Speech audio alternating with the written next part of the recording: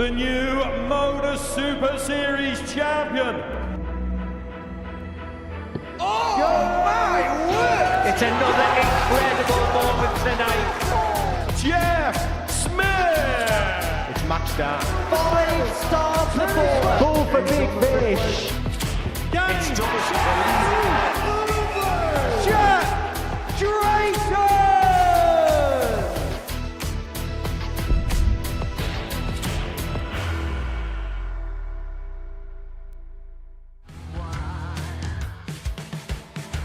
And he didn't want to see that either. But he's missed too many of them.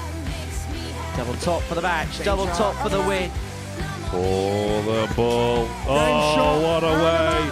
Well, that double eight. He missed it last time, he's pinned it this time. Oh, lovely stuff. 16 leads in double 18. Clear target of AMAC, clear target found. Oh, Andy, still got it. It's going to have to be with Dart 2. Finds the treble 17, it's double top for 111 to win it.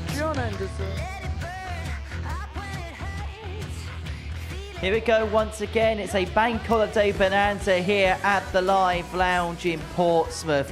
It is sizzling on the south coast and the darts promises to be red hot as well.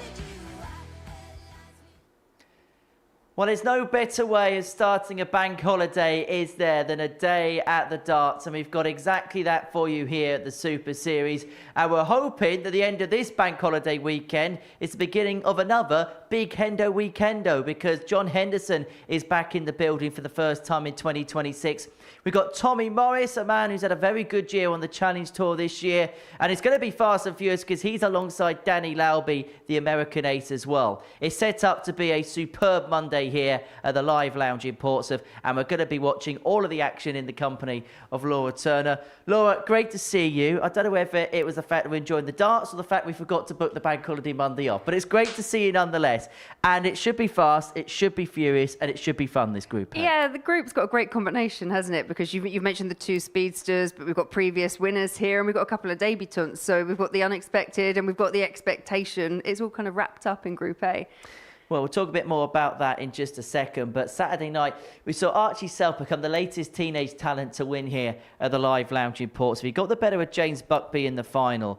And from first start to pretty much last, because he did wobble a little bit to cross the finishing line, but he was just a joy to watch, wasn't he? He was great, yeah. As you say, he didn't lose a game.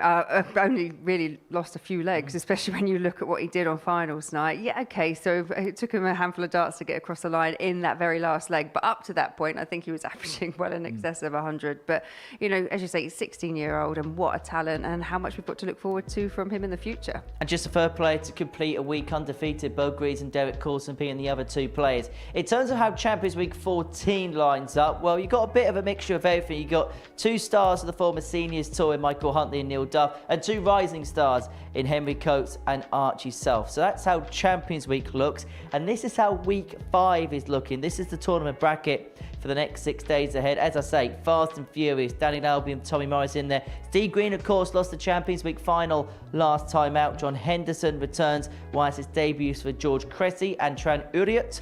In Group B, Lee Cox is back alongside Scott Campbell and Andy Davidson, whilst Group C, Ashley Coleman is alongside Adam Mole and Kieran Ford.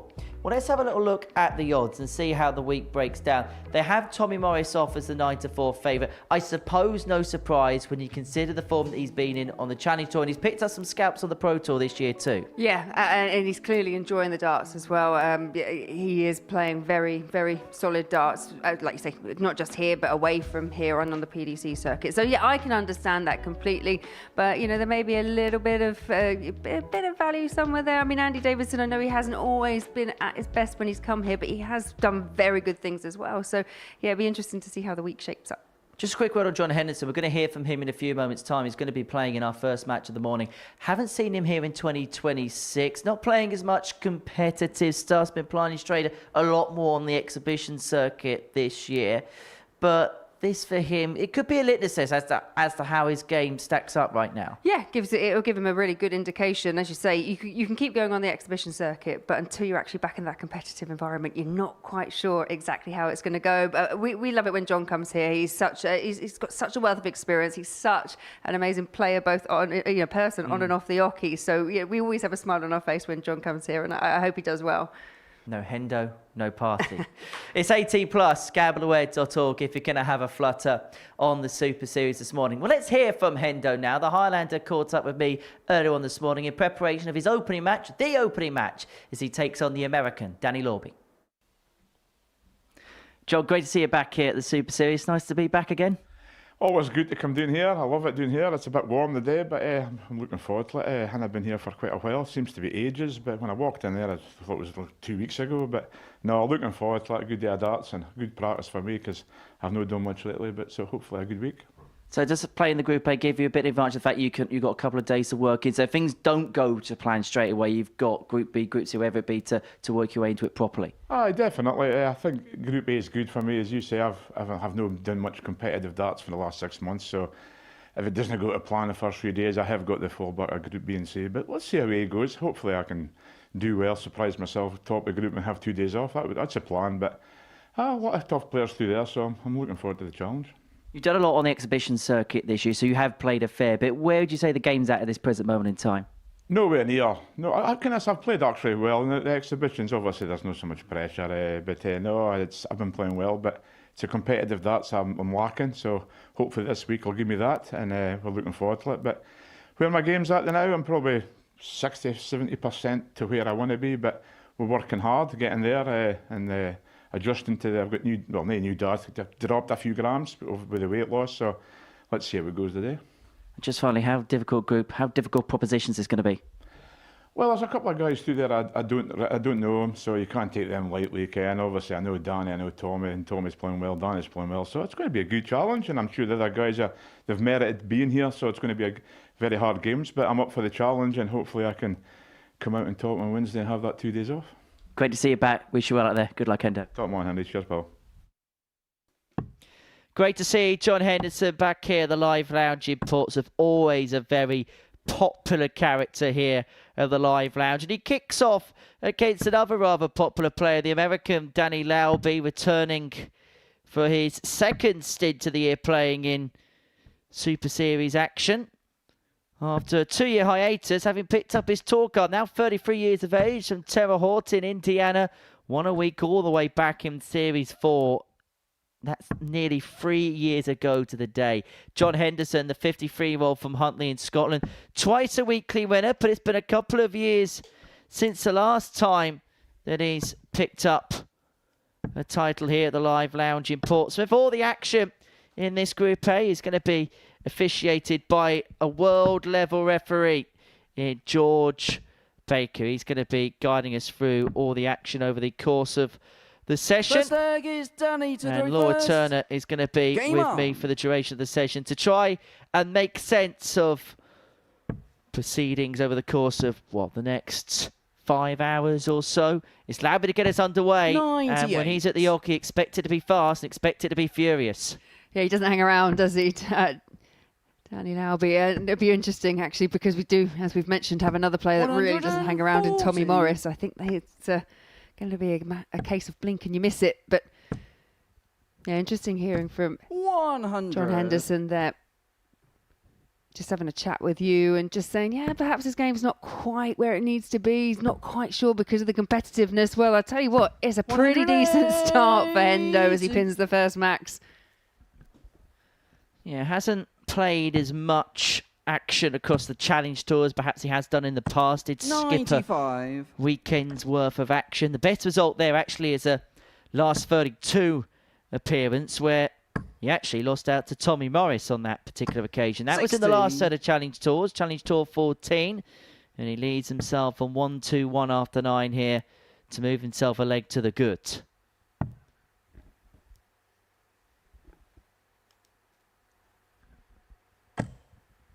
29. He's got John, 6 you're darts at on here because 121. Lauby from 208 hasn't left himself in finishing range.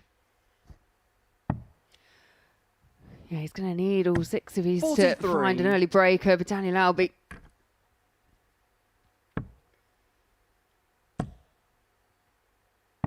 $59. John, you require Unable 78. to muster anything with the last 6 darts. From 208 to 120. And he given John Henderson really a free pass to break the throw in this opening leg. It's just about crept into the treble 19. So double 10.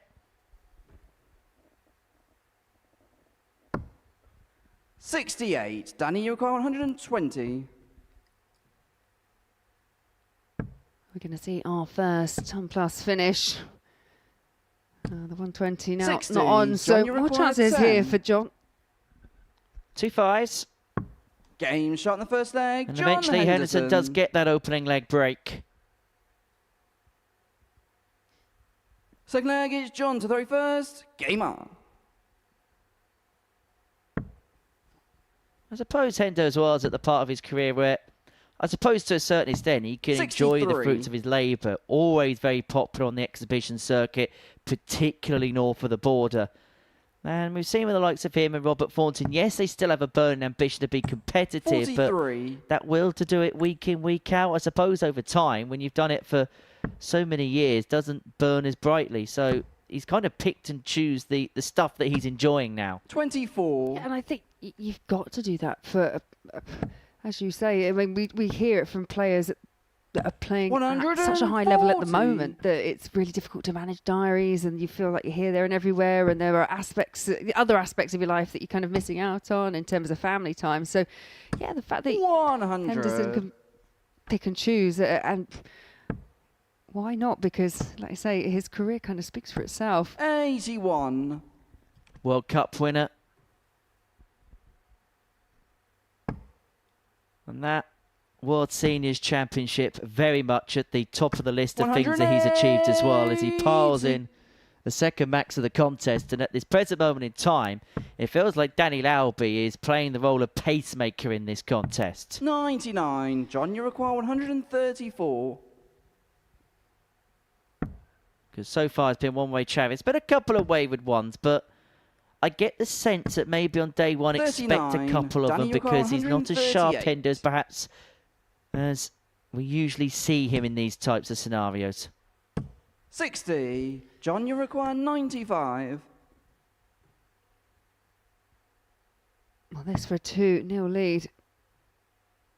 Options here. And he was going double-double. He had the smile just slightly off with dart number 2. 39. Well, what we're learning straight away is Danny, the you Hendo require misses are low. 78. Couple of times 18s have drifted into 4s.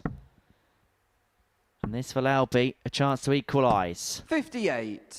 John, you require The top 56. drops low. He had trouble on that the last time we saw him here. Well, the top's target now for John Henderson. Should be a good guide. And he Game shot in the uses it second to leg, perfection. John Henderson. And he likes it as well. Likes it a lot. 2-0 to the good. Not playing at his best, but it's just been good Danny to enough go so first. far. Game on. Easing his way in, I get the sense. 79. John will know exactly how well, you know, he knows how well he can play. He knows how well he's been playing, but it's the competitive edge. And I know he mentioned it to you when you had a chat with him earlier, that you don't ever quite know 140. how you're going to perform.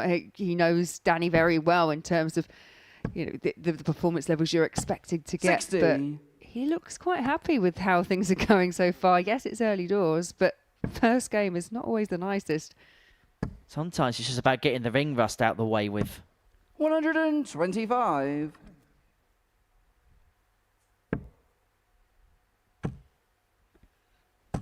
$100. And it was interesting, I asked him in the interview that sometimes Hendo isn't the biggest fan of playing the full 5 days in a week. Loves to win the group A, have those couple of days 134. off, but I get the sense that he's okay if he has to play the full quota just to get the match sharpness up again. 92. John, you require 102. I'll be honest, for an opening game of a Monday morning session, he's looking quite sharp already. Double 16 for a 102. 70. Danny, you require 170. Lauby has been second best in this game, but can he find the biggest finish on the board? Couldn't find the second treble, so Hendo will return for 32 for the double break and a 3-0 John, you lead. require 32. Should be okay. Game Follows shot the it third beautifully, leg, John 14 Henderson. darter. And Hendo has got this game exactly where he wants it. Double break and with the darts now to complete a 4-0 John to victory. throw first. Game on. Yeah, 14 dart breaker throw as well for John Henderson. His scoring has, 16. as you can see from the power pack there, his scoring has been so much better than Danny's that he's actually only restricted Danny to 1 dart a double. 140. Yeah, it's been a really productive start. I'd say it's been a professional performance from John Henderson. And we always talk about how fast Danny is when he 81. gets up to the board, but actually Henderson, he's not hanging around either. Once he gets that rhythm right, that rock, that slight backwards and forwards 60. motion that he is synonymous with, then yeah, things are just flowing. And interesting, you mentioned as well that he's lost a couple of grams in terms of the weight of dart because he's lost a little bit of weight, so he's trying to correspond those two things together. 119. And particularly with his action, the rocking motion, because of that, he's also got to try and readjust the throw a little bit as well, because you do lose a little bit of timber. That rocking 57. motion will be a little bit different.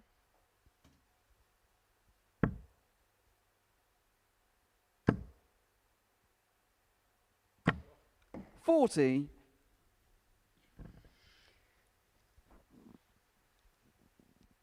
Yeah, he's a bit disappointed with that one bouncing out, although there were 2 rather 55. definite darts in the way when he was trying to find a way through to the treble.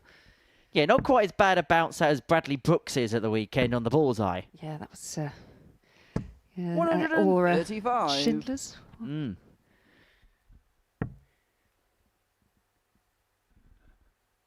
Well, Henderson hoping to 29. John, you require wrap 66. this game up. Look at it, 66 to do exactly that. And although Lauby's on a finish, you get the sense he's probably got a couple of visits to wrap it up. Hoping he only needs 1 dart. Game and 1 shot. dart is all he Hammer, needs. John Henderson gets the week up and running with a 4-0 win over Danny Lauby. It was a decent performance, average of 87 and change, 50% in terms of the finishing. The American work to do. But for Henderson, who, as he admitted in that pre-match interview, hasn't played a lot of competitive stuff, but that was a mightily good start. Coming up next, Steve Green takes on the bookmakers' favourite to win the group and the week, Tommy Morris.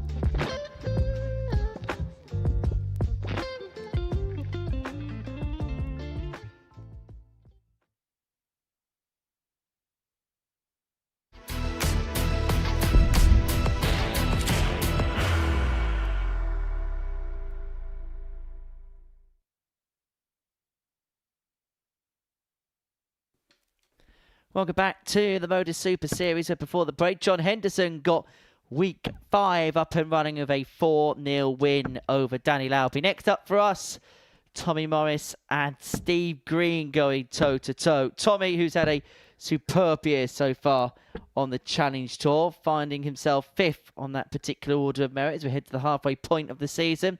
Up against Steve Green, the 45-year-old from Walton, the runner-up in Series 13. Just a few weeks ago, denied and defied in a last leg decider against Jack Drayton. Up against the 33-year-old Tommy Morris from Paul in Dorset. He made his first weekly final the last time he was here. Lost out 4-2 to Keanu Van Velden in week 2 of the previous series. He's a player certainly trending in the right direction. And I suppose there was a question mark around about this time last year as to where Tommy was at, because we know how good he was. He really burst onto the scene here at the Super Series. But I suppose the big question was if and when he was going to kick on. Well, he's certainly done that so far in 2026. He's had a number of call-ups to the PDC 60. Pro Tour as well, of which he's picked up some sizable scalps in that time. As I say, in the top 5 of the 100. Challenge Tour order of merit this season. And in terms of results on that particular circuit, a couple of runners-up positions. Lost in the first 60. Challenge Tour of the year to Tommy Lishman before losing out to Joe Hunt in Challenge Tour 14. 99. And actually, because of the positions that Joe and Derek find themselves in relation to the Pro Tour order of merit, there is a possibility that Tommy's position on the Challenge Tour could actually be good enough to get him into the World Championship this year, because 140. Joe finds himself in the Worlds via the Pro Tour order of merit, and Derek Coulson's only a couple of $100 off doing exactly the same. 98. So it could well be the year of Tommy Morris's darting life if things go to plan over the course of the next 6 months or so. Yeah, and he's not been quiet about the ambitions that he's got, is he, within the sport? You mentioned those step-ups because of how good he is on the Challenge Tour at the moment. You know, he's played every Pro Tour this year, barring one, by filling those places that aren't taken up by the 128. 52. Steve, you require But 101. it's Steve Green in this match that has made the better start of the two.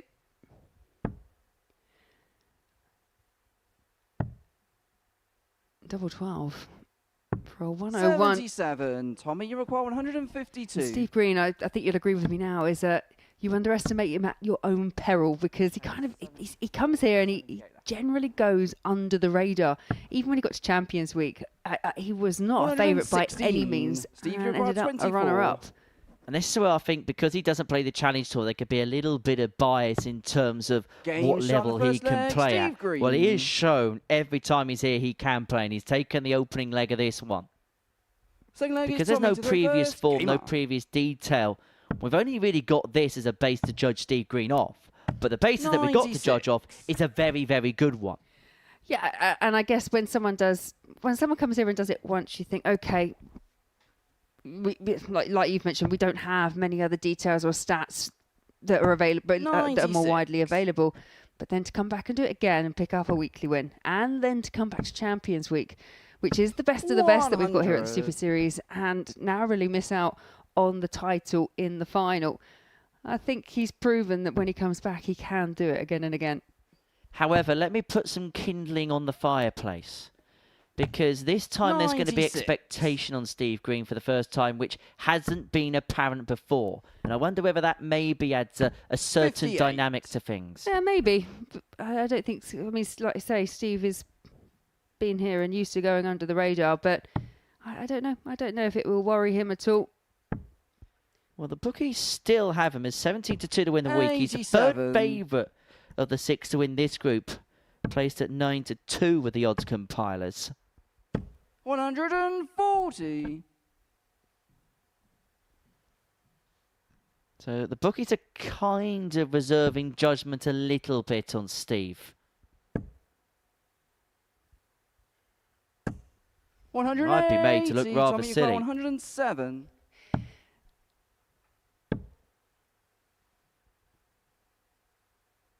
Double 14. 93. Steve, you require 42. And this for Morris presents an opportunity for Green. for the break at a 2-0 lead. For full control of the contest. 26. Tommy, you require 14. Just the wrong side of the wire. Tommy Morris goes straight for double 7, goes on the inside. It's now double 2. 10. Steve, you require 16. Well, he's had opportunities to square this game up.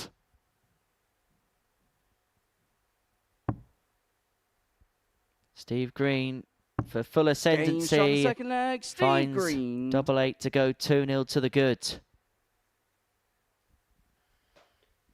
The leg is Steve to throw first. Game on. Yeah, we were talking about it earlier, weren't we? There's a real interesting dynamic to the players that we've got in this group. We've got a couple of players that haven't played before in George and Twan Uriot, who we'll be seeing both those players coming up next. We've got the expectation now. We've got Tommy Morris, who's doing great things. 83. We've got the experience of the likes of Danny and John Henderson. And then Steve Green, obviously, in the mix, who's done good things recently here. So I think everyone will sense that there's a little bit of opportunity in this group. I think there's opportunity when you look at the week, and that's despite having players that have either won weeks here or got very close to winning weeks here in the past. 100. I mean, you look at Lee Cox, 18 to 1. You don't usually see him drifting out to those types of numbers. No, it's just another jam-packed week, isn't it, of quality players. 81. Well, there's a potential that Group B could well be the quickest group 96. I may ever bear witness. If Tommy Morris and Danny Lauby drop in, alongside Andy Davidson, who is like a whippet, Lee Cox, who gets on with it. I mean, Scott 59. Campbell will negate a bit of the pace. Yeah, when we're talking about Scott being possibly the most methodical 140. in a group in terms of his throw and his action, that, yeah, they're not going to be hanging about. That group would start at 10. You'd still be able to get last orders in by the end of it. 58. Tommy, you require 82. 2 darts in hand. And that should be a good marker. 50. And can't quite get Steve, it. you require 146. 5 chances with Tommy Morris in this match so far at the outer ring, and none converted. Well, Green's not going to take out the 146, so Morris will get another opportunity to 58. Tommy, you return the require game to throw. 32. Game shot in the third And leg. to a certain Tommy extent, Morris. as we were, 2-1. Morris with an opportunity to square Full things leg up. is Tommy to throw first. Game on.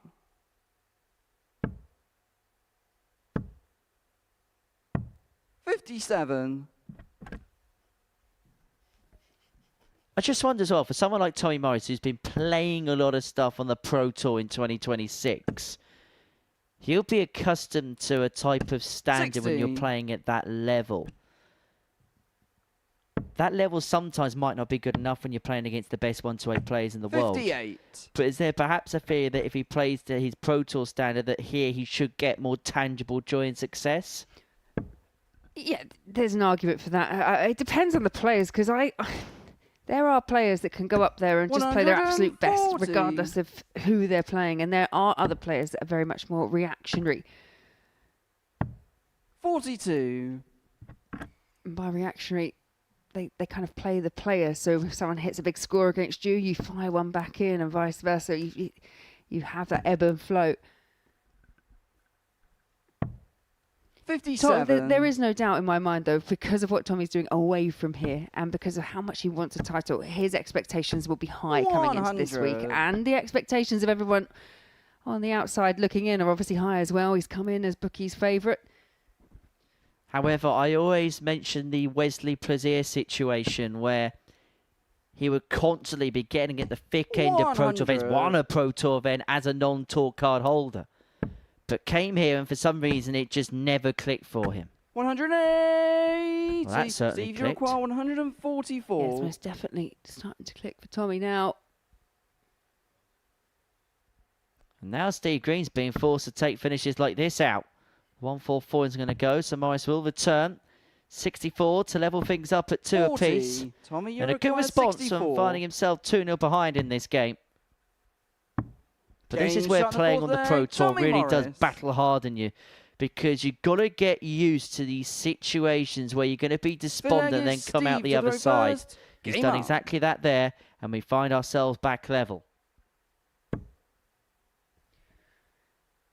And there's no part of me that thinks that Tommy Morris will come in here and think, right, this is going to be plain sailing. I mean, you just look at the names that you're competing against. But like I said before, I think Tommy will feel that the way his game is 60. away from the Super Series, and what we saw the last time, you know, in his last outing, he will think that he's with a good shout of winning this week. Yeah, made the last 16 of the last Players' Championship event, PC 18. Lost out to James Wade 58. in a last leg decider. Opened up his campaign with an average of 101.42 in a 6-1 win over Adam Leake before wins against Gabriel Clemens and Kim Hybrecht in the last 64 and the last 32, respectively, before going down to the machine. Did also make a last 16 in Players' Championship 2, where 60. he got wins over Jeffrey Spalidans, Philip Bereza, and the big one was a win against Gary Anderson, a game which he had trailed by 5 legs to 1 before reeling a 5 on the spin to win 6-5 against the Flying Scotsman. And they're the games, aren't they? The ones where you can win from any position. You think 5-1 against a player like Ando, you're not going to get back into it. So it just shows the development, perhaps, of Tommy Morris. Possibly a situation where maybe a couple of years ago, would he have been able to have done it? That's the evolution of him. And you know why he's raising his eyebrows? Because look what he's got left. Is there going to be a 67 style or a 6-7 style celebration? Game shot on the 5th leg, Tommy Morris. He's 33 years old.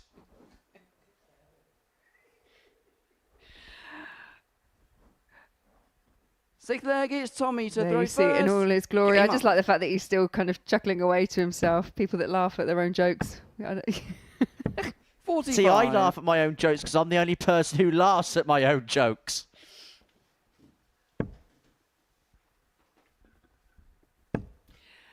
Still smiling in the back is Tommy Morris, but rightly so, because yeah, despite the celebration, he has bounced back really well in this match. He was trailing 2 legs to 0 and he's reeled off the last 3. And he's the type of player that loves the big stage, loves the cameras, almost enjoys that air of showing off to a certain extent, showing off his talents and talent that he has in an abundance. 82.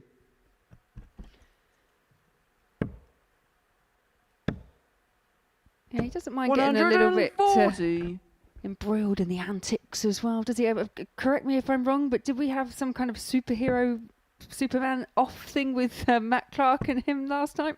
Yes. 45. And it turned out the gun was Superman's kryptonite. Fair to say a game which involved a contrast of pace.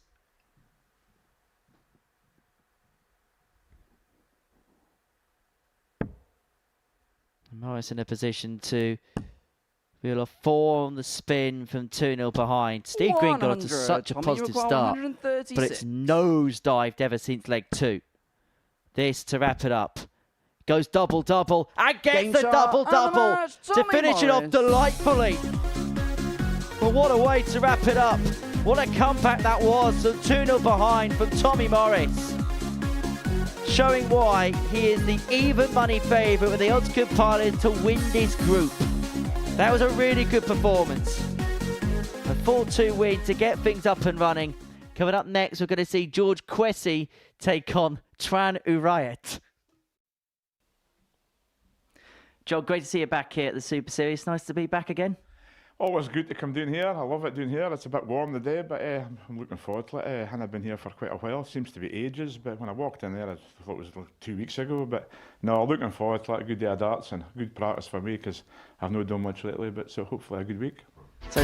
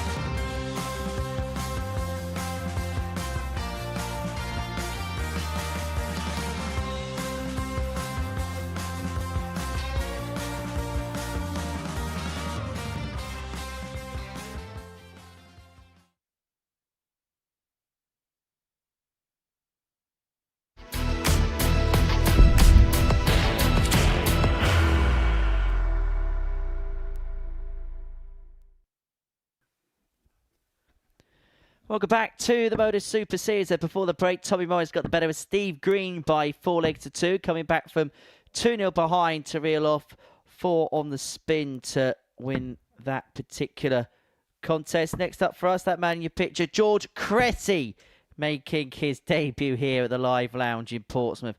And he takes on the Dutchman, Twan Uriot. For George, he won through the ADC UK Vault system in the southeastern London. And some of the numbers that we've got to hand, well, they're rather encouraging. Plays a lot of his Vault events in Tunbridge Wells, where he's close to where he resides, hometown of Maidstone, not too far away, 29 years of age, making his debut in this competition. Up against Twan Uriot, the 36-year-old from Purmerend in the Netherlands, making his debut in this competition, which is the same province as a certain Vincent van der Voort, the Dutch destroyer.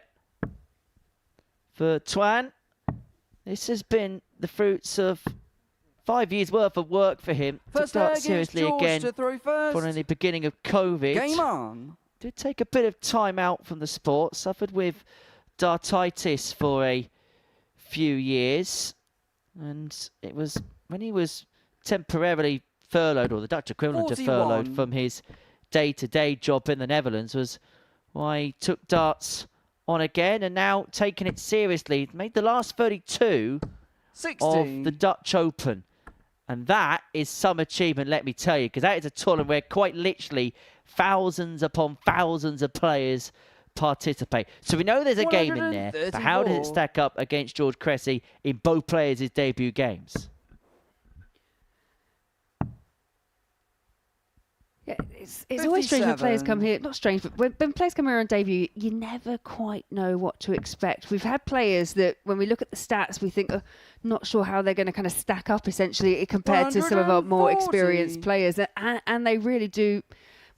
They prove they can hold their own, and they do well in this type of format. But I think for George is one of those players that 121. I've known for quite a few years. I've seen him around on the circuit, but he decided to go to Q School in 2020, and obviously that was all curtailed really quick. He didn't get his tour card, then had, I think, maybe six challenge tour attempts before everything kind of got shut down. No one was playing. So 57, where COVID George, was you kind of the require revival 86. for Uriot, I think for Cressy it was perhaps that kind of stumbling block that stopped him. Game shot in the first leg. George Well, that's some Cressy. way to make an impact on your debut. 14 darter in your opening leg, an 86 check. Second leg is Twan And to throw Cressy first.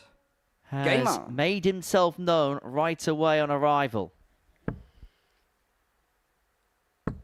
I think George will settle into this format really quickly, 62. especially when you've come back and you've decided, okay, we're going to do the vaults, because that is, on a smaller scale, it's a round robin type basis. 108. And there's his first max. He's not hanging around at all. And we were delving into his numbers, and there's a lot of handy stuff. 100. Okay, granted, a lot of the games are played over shorter formats than the ones that were played here, but in Vault 16 in the southeastern London, he won 12 16. titles. 12 titles over, what, a couple of month period? Didn't lose any finals in that time. 45. And made the semi-finals in another 5 tournaments. He only lost 11 games, winning 120 of them. So it's fair to say in that particular regard, he is banging form. 83.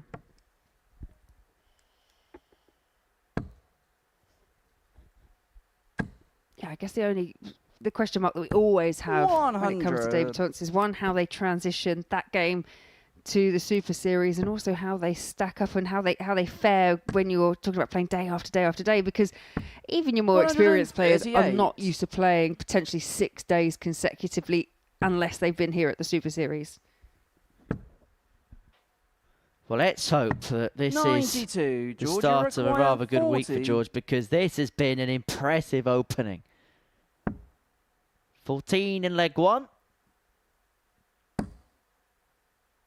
Only problem is the way his darts go into the ball. This tops is rather awkward. No score. Cannot find a way Twan, through, you and he require hopes that 102. Uriot doesn't take out the 102. Not up to the task, and so Cressy will get 54. more. George, you require 40.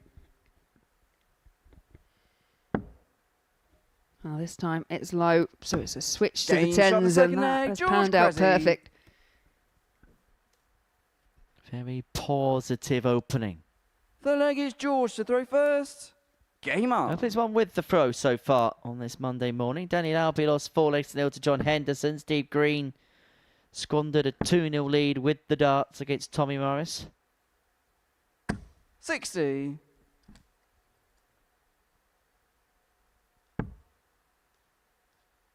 In terms of the win predictor, George Cressy was quoted as a 100. 75% chance to win this particular contest. Well, it's looking like that might be the case. 60. Yeah, because at this present moment in time, there's a bit of a gulf between the pair. 13 points in terms of the averages in Cressy's favour. 100. A couple of tons to open up leg 3 from Uriot. 80. It's a shame that Kevin Painter and Luke Humphreys already have that Kaiser Chiefs track, because there's nobody who would be more appropriately placed to walk onto I Predict Uriot more than Twan Uriot. I Predict Uriot. I Predict Uriot. I mean, the only flaw in that, isn't it, is that it's pronounced Uriot. 125. Twan, you require 121. I don't care. Doesn't have to go for the ball. And for a 87. second was caught in two minds, decided to persevere, and he's left himself on the lesser spotted double 17 as a result of a miss. Well, this is a good leg for Uriot. 80. Twan, you require Similar 34. to Tommy Morris, finds himself 2-0 down and has the opportunity here to just chalk one up on the board. 18. George, you require 96. It's a 3-0.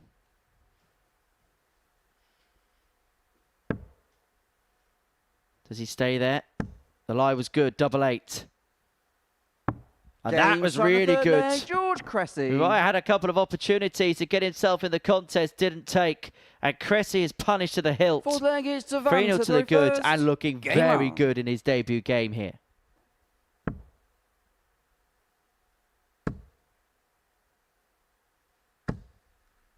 $43. For Twan, this is so far been a bit of a baptism of fire, you feel. But there are definitely signs, because that 85. previous leg, he had the opportunity to break Cressy. And let's be honest, you know, the 96, it was a clutch finish from George, but they don't always go. He may have 60. had that little bit of an expectation to have come back up to the oche.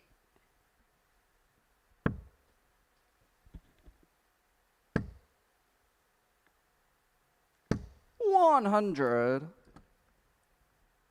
And now the next question will be, how does George Cressy deal with the finishing line approaching? He's dealt with everything in this game so far with distinction. 100.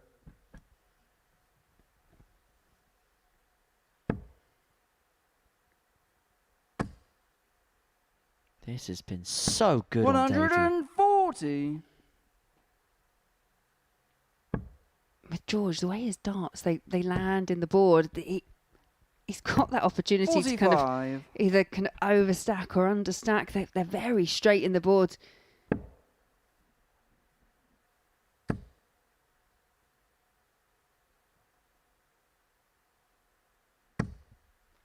$100.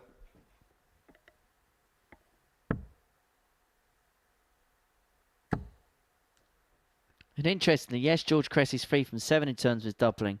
But every single time he's gone to the 99. Georgia board requires 76. and had a dart to win the leg, he has won the leg. And he should get a dart to win this leg. He's going to get 2 at double 8. Matthew Edgar always talks about visit functionality. He's been perfect up until that 68. point. Twan, you require 154. And this, you feel, has to go. Part 1 done.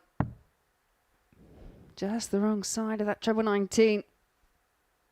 So Cressy, as you said, Henry, the way he's been finishing, you think this is going to be hit. 98. Georgia 2 require fours. 8.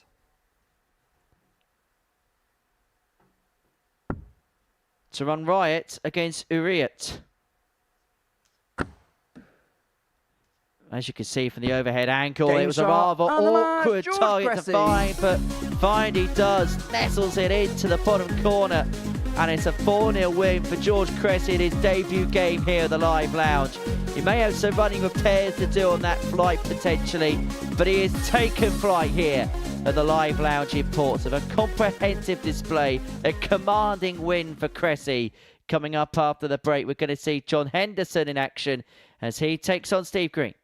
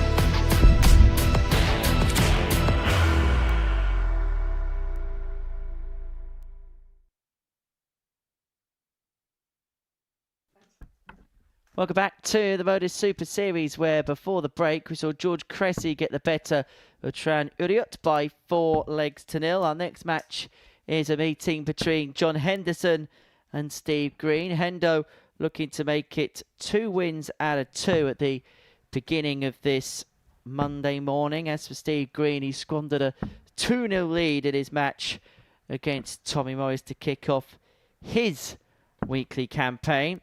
For Hendo, there's a lot to like in that win against the American. Average of 87.1 1-3, First 2 leg is 180s, John to throw 50% first. in terms of his finishing Game in that on. particular contest. Hasn't been playing too much in terms of competitive play in 2026, but the signs from the 83. start, Laura, for Hendo, rather positive, weren't they? Yeah, they were indeed, and he looked like he was enjoying it because he looked like a man at 2-0 up because he wasn't quite sure how he'd do in the competitive arena. That he was 140. very happy with how things are going, and managed to see off the experienced Danny Lauby in straight legs. But Steve Green, you could argue, made a very good start against Tommy 180. Morris. He raced into a 2-0 lead, but then the wheels just fell off slightly. What's it like when you go into something perhaps a little bit undercooked? 60. Yeah, it's tough. It's tough. If you go in and you're not playing, you feel like you're not playing as well as you can do, or you haven't 81. been practicing or competitive action. It's just this little niggling doubt at the back of your mind. And I think that's the main thing. If things kick off and they go well from the start, you can kind of push those thoughts to the 60. back. But John, you if things recall start going wrong, that's when you 157. start thinking about it again. So 157 for Hendo and 6 from here. May only need the 3. Only Game does shot on need the first 3. leg, John Henderson. Picking up where he left off. A 157. That Second leg really is was the Steve to Highlander throw hitting the first. heights. Game on. Yeah, 157, a 12 darter to open up proceedings in his second match. Yeah, I think at 81. this particular point, and I know we're very early into Group A on a Monday morning, but John Henderson, there's no sign of any rustiness in terms of his competitive form. 140. This is looking and feeling rather ominous so far for the former World Seniors champ. As I say, it's only 10:25 on this Monday morning, so we're not going to get too carried away of ourselves. But Hendo is 93. back. It's not like you to not get carried away, Henry. I don't know what calm and composed is. 41.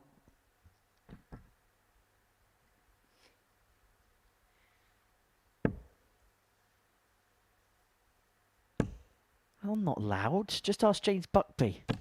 140. No comment. But this is a nice response from Steve Green. 41. Well, 6 from here to level up at 1 apiece.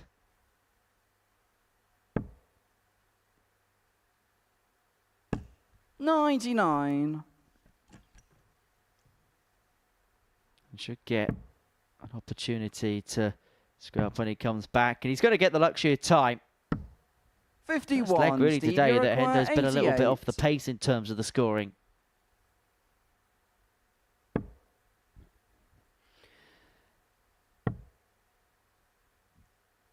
It doesn't have to chase 48. the 18 and the ball route because Henderson not yet on a finish. He is going to be after this visit. And pressure is applied as 180. John Henderson Steve finds Uriot, second 40. maximum. Leg 2, 2 maxes. And piling the pressure on this tots of Game Steve shot Green. the second Pressure, leg, Steve what Green. pressure? There for tyres. And we're back level at 1-1. Third leg is John to throw first. Game on.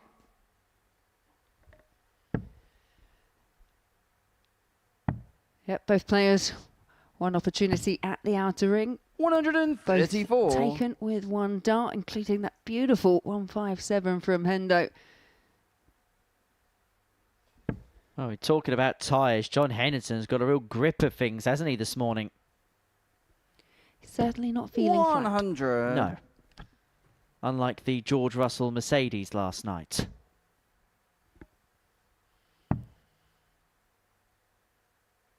$93. Well, so many congratulations as well to Ross Smith for picking up his first European Tour title yesterday in Riesa. 60.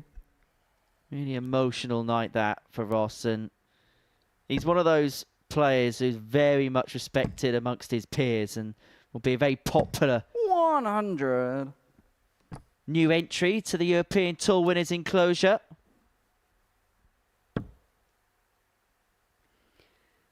Yeah, Ross Smith, one of those players that I think a lot of people, 54. myself included, you always expect big things. And when he is on point, I mean, he's got to be one of the best 180 hitters around when he gets it right. Ross Smith won a milestone event. 134. A little bit more about that when we get to the tungsten teaser a little bit later. Are you teasing it up a teaser? I am teasing the tungsten teaser, yes. I have reached a new low that I didn't even know I was John, even you capable require of. 40. Anyway, Totsa Hendo. Game shot This the is third leg, good. John 14 Henderson. data. Average of 106.5 and a 2-1 lead. Fourth leg is Steve to throw first. Yeah, Hendo's Game winning on. legs so far, 12 and 14. As you say, just slightly off the pace in that second leg, but still averaging in excess of 106. 140.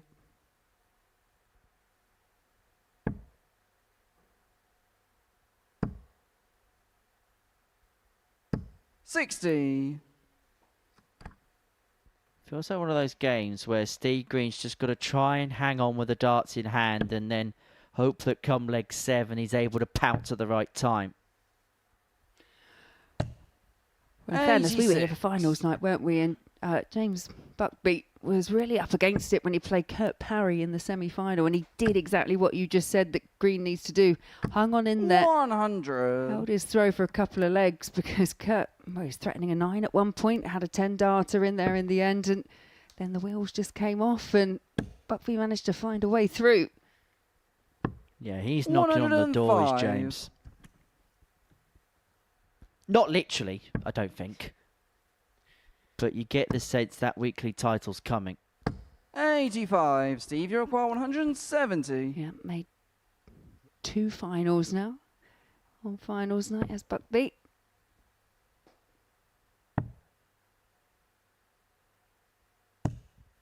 Give himself double 18 when 134. he comes back. As I say, doing the job on throw, which so far is all he can do amidst the Henderson onslaught. 140. Steve, Couldn't you quite require find 36. that third maximum, but Green so far perfect on the outer ring.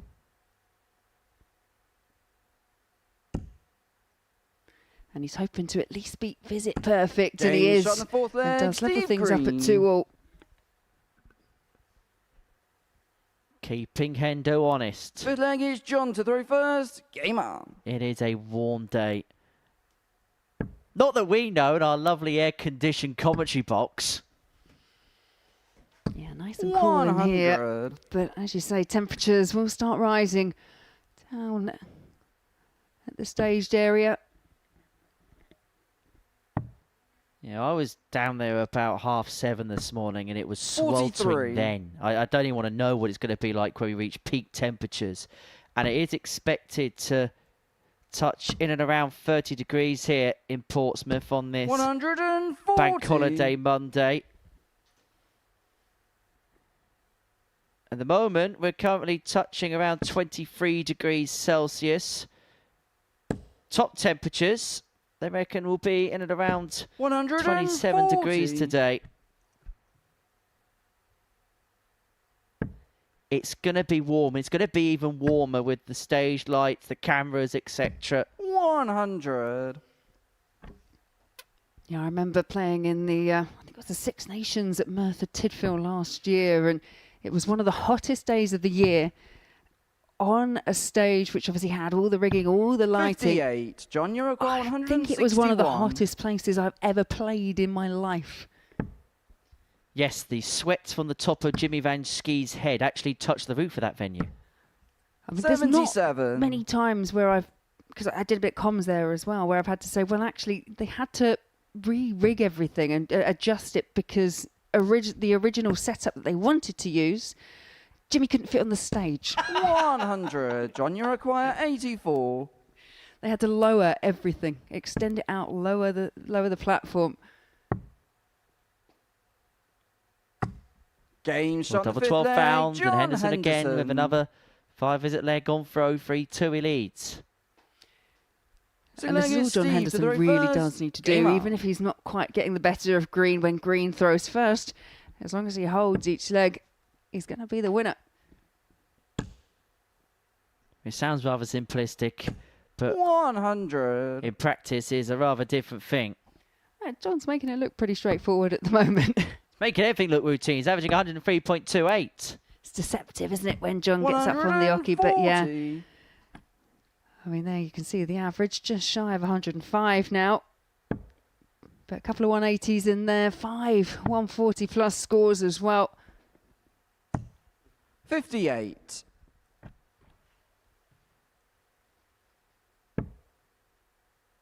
It's when that first dart hits like that. 140. Such an FDM in that weight.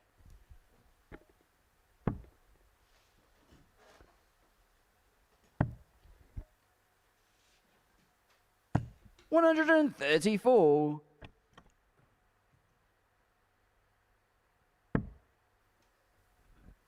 Well, Hendo now making a real attack on the Steve Green throw. 100. Twan leaves himself on 1-2-1 after 9, but under how much pressure is it going to be under? Yeah, Green needs to find something big and find it quick. Well, at the moment, just needs to make sure he's on a finish, and that's a good pick off with the last dart. 121. Which means that Hendo looks this 1-2-1 in a different light. But this to win the match. He's not going to get a poke at the bullseye. 97. Steve, you're We saw our- 124. Saw a 157 from Hendo to win the opening leg. Now, Steve Green, you feel this 1-2-4 has to go. It's the perfect start. Over to the 14s for Ball. 82. And didn't John, really you threaten require the bullseye. 24. And so John Henderson here looking at double 12 to wrap it up by a 4-2 scoreline. No score. The 3 match Steve, you darts have require come to pass. 42. Steve Green, once again on throw, has an opportunity to level things up. It's double 16. We'll try and use that as a guide. 26. Just John, you overcooks it. require 24. So 24 for John Henderson. Another 3 in hand at double 12 to get his second win on the board. For so long, this was so good from Hendo. 12. But he has not Steve, you completed the job require as of yet. 16. Steve Green is still afloat, but just. 6 darts for Henderson, come and gone to claim victory.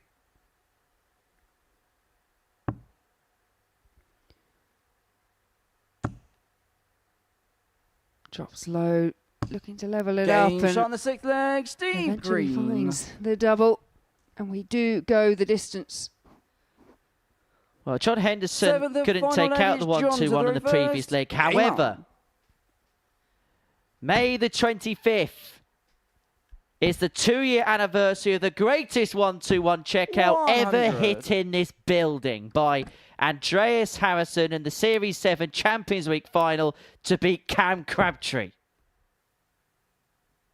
Crabtree hit a 1-7-1 to leave himself on double 4, 60. thinking he was going to win the 25k jackpot. Harrison pinned the 1-2-1, knocking the stuffing out of Shazam. And that beautiful grey beard lifted the trophy aloft. 140. It was as if the most beautiful fairy tale came to the happiest of endings.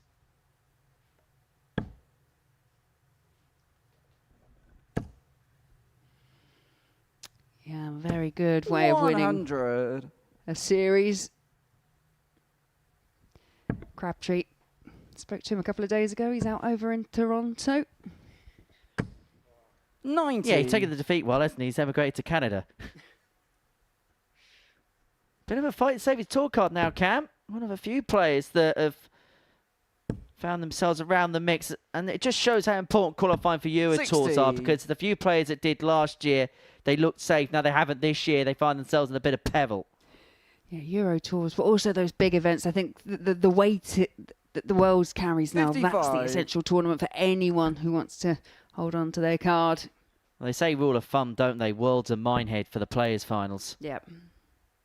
But you're right, Euro Tours now, they make such an impact on the rankings. 60. John, you require A stage 116. which John Henderson has made his own on a few occasions, and he's looking at a 116 here to win on this particular stage. 109 left. Cannot finish with this turn, but will get another. 76. But does set it up nicely. John Henderson had a chance to win this match 4 legs to 2. Missed 6 darts at the outer ring to complete the task. He's going to get more. 85. John, you require For 40. 4-3 win. And another really good performance. The average now underneath the ton mark, but he won't care about that. 20. But he will care about Steve, that. you require That is 9 darts 136. now come and gone for Hendo. And we've already seen a 136 today, but we're not going to see it from Steve Green to break the Henderson throat. 82. John, you require 20. For a second win. However, this time he has to find. This time he has to get over the line. 10. And he still hasn't crossed Steve, the you require whitewash. And Steve 54. Green has an opportunity to pinch this match. 2 darts in hand, tops over the 10s. John Henderson thinks it's in. 44. It's Hendo that gets John, you another require chance. 10. Both players have had match darts. And now it's Steve Green's turn to shake his head and wonder what could have been. Game But this shot. time, And the Hendo match, gets John over the Henderson. line. He had to toil to cross it. But eventually, he does seal a second consecutive win at the beginning of this Group A. A 4-3 success against Steve Green. It was so good for so long. It kicked off with a 157. But then he missed double digits in terms of match darts. But over the line he is. And he beat Steve Green by 4 legs to 3.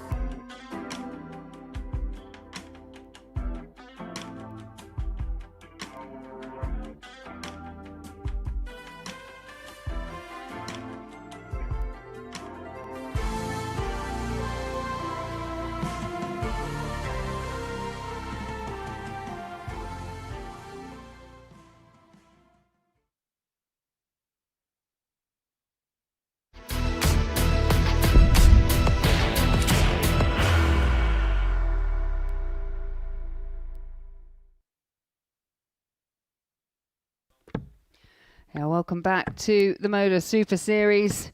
On to match number 5, and 2 players up on the oche that weren't able not only to get a win in their opening match, but have yet to win a leg, because Danny Lauby, he lost 4 legs to 0 against John Henderson in the very first match of this morning's session, whereas Uriot, he had the same fate at the hands of George Cressy. Uriot here on debut. Danny Lauby is a previous winner of a week here at the Live Lounge. And I think for Danny, he's going to come into this with that little bit of expectation, having seen what he's, knowing what he's done previously. I think he's going to want to start picking up his wins, and it's going to start here. Game on. Uriot, that just slight unknown quantity as a debutant. But he did show signs that he has some levels. Had a very good leg, despite losing it in the end. Just a few slips on doubles, but I think that was more because George just played so well. 41. Yeah, it was a case of moments but without any kind of consistency over a longer course, which he's going to have to find throughout the course of this week. As for Danny Lauby, he's lating up. 58. Having had the boot put into him by John Henderson in his opener. From Terre Haute in Indiana. 100.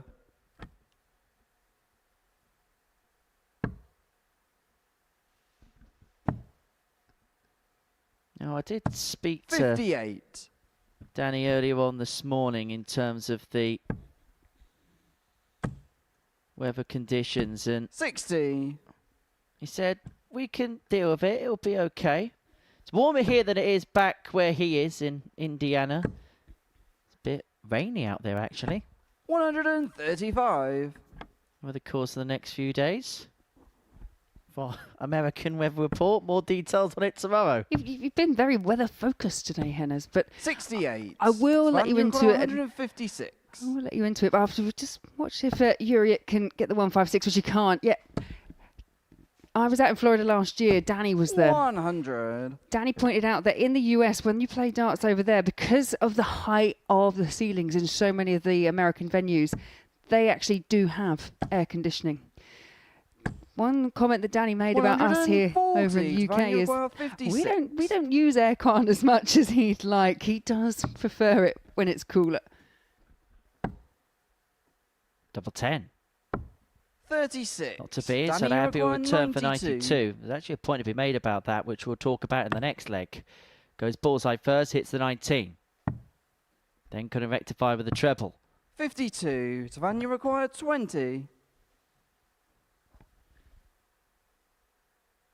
Game shot in the first leg. Twan Uriot. First leg does go to Uriot. First leg of the day for him. Second leg Both is players Danny were to throw legless in their first. opening Game matches. on. But there is a point to be made about air conditioning, because this year's WF World Masters is going to take place in Las Vegas in Nevada. 57. And the venue they're going to play in will have air conditioning in it. So for a lot of the European players that will be heading over to play in that particular tournament, it might come as a bit of a culture shock for them.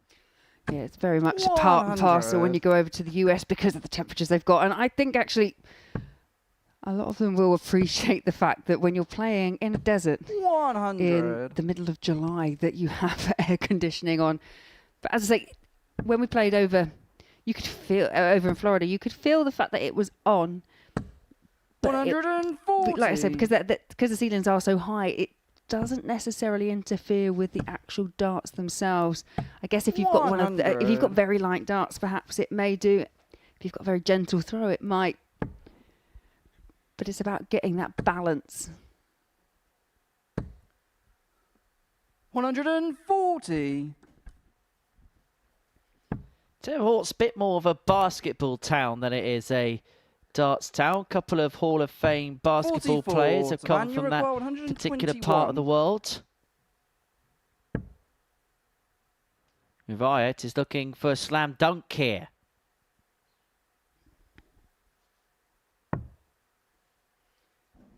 Yeah, and he's got the luxury of time. Danny was the player to throw first 81. in this leg, and he does manage to set up after 12 darts. As we said before, definitely showed signs of these kind of levels against Cressy in his opening match. 40. I just wonder how much of a settler winning that first leg will be for Uriot.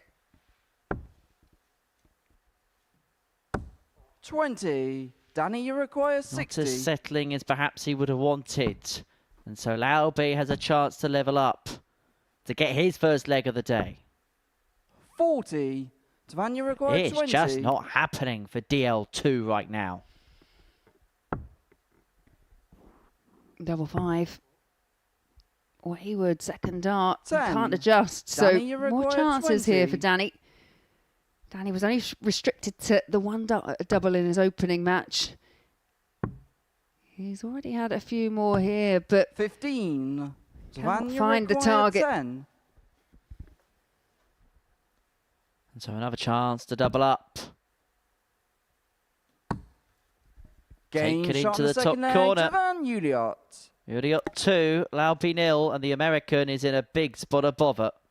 The leg is Twan to the very yeah, it's definitely a first. slow start Game for on. Danny this morning. And Danny will be used to, obviously, he's played here on 60. several occasions, and he will be used to the fact that, you know, these 9:30 starts, but they are not for everyone. Ourselves included sometimes, Henry. 60. Yes. Oh, yes. Yeah, green tea and a mug of coffee is not sorting me out this morning. Green tea. Yes, 100. yes. You spend enough time with Paul Nicholson, you get convinced to drink it. Yeah, it's not for me. 100. It's not, but I'm trying new things.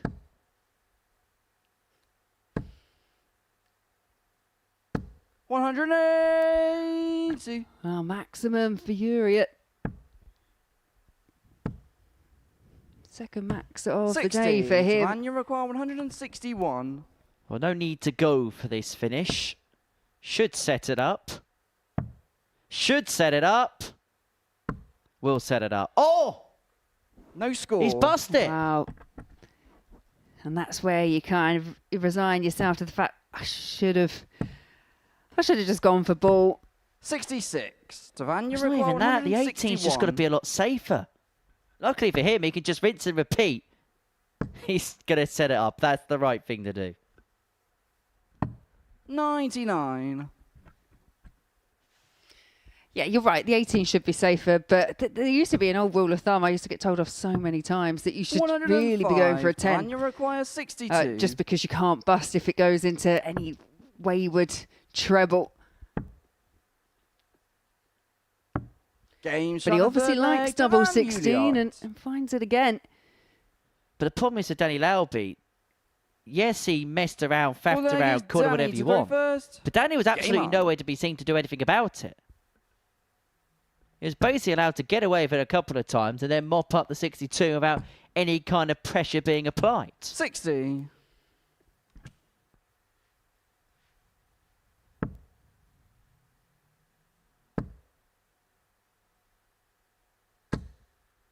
I've 100. actually got a bit of a dark stat about Terre Haute in Indiana.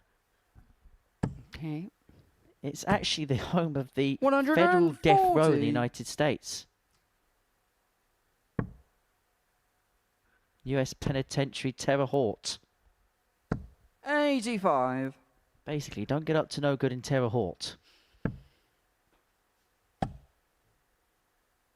60.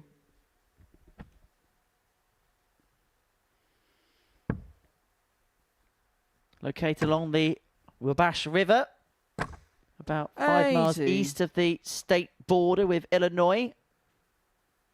It's actually known as the Queen City of the Wabash. I like the fact that you've gone from like 140. weatherman to tour guide.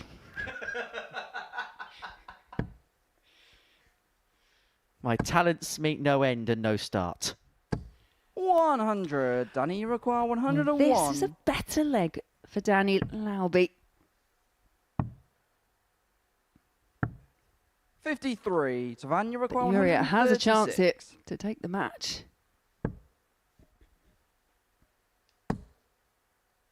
Well, the good news is he can't bust from here. 60. Bad Danny, news you is he might lose the require leg. 48. Yeah, but I feel it's important for Danny just to get that first leg up on the board. Tops is the double of choice.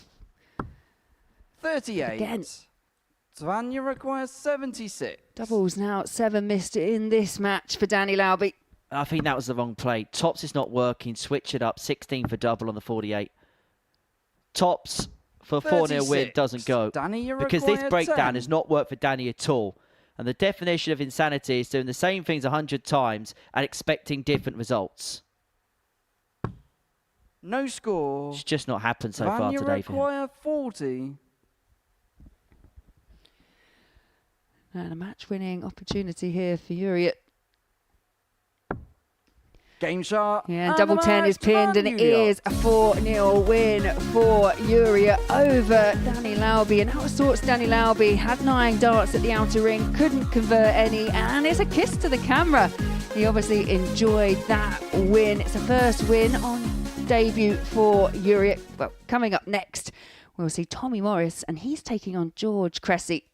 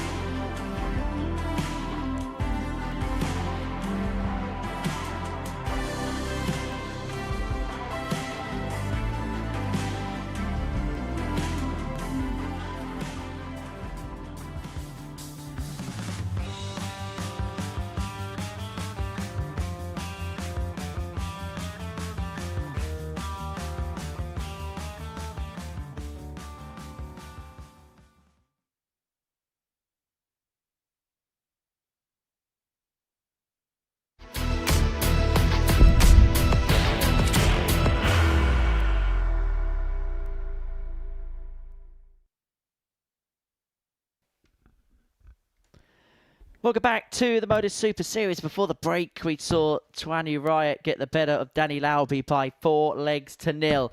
Next up for us, it is Tommy Morris and George Cressy. Two impressive performers in the opening round's worth of play. Tommy Morris turned a 2-0 deficit into a 4-2 win against Steve Green. Whereas Cressy got the better of Uriot by 4-0, averaging Game on. in the end just underneath 90, but for the most part of that game, it was way over that mark, 4 from 12 in terms of his 100. finishing.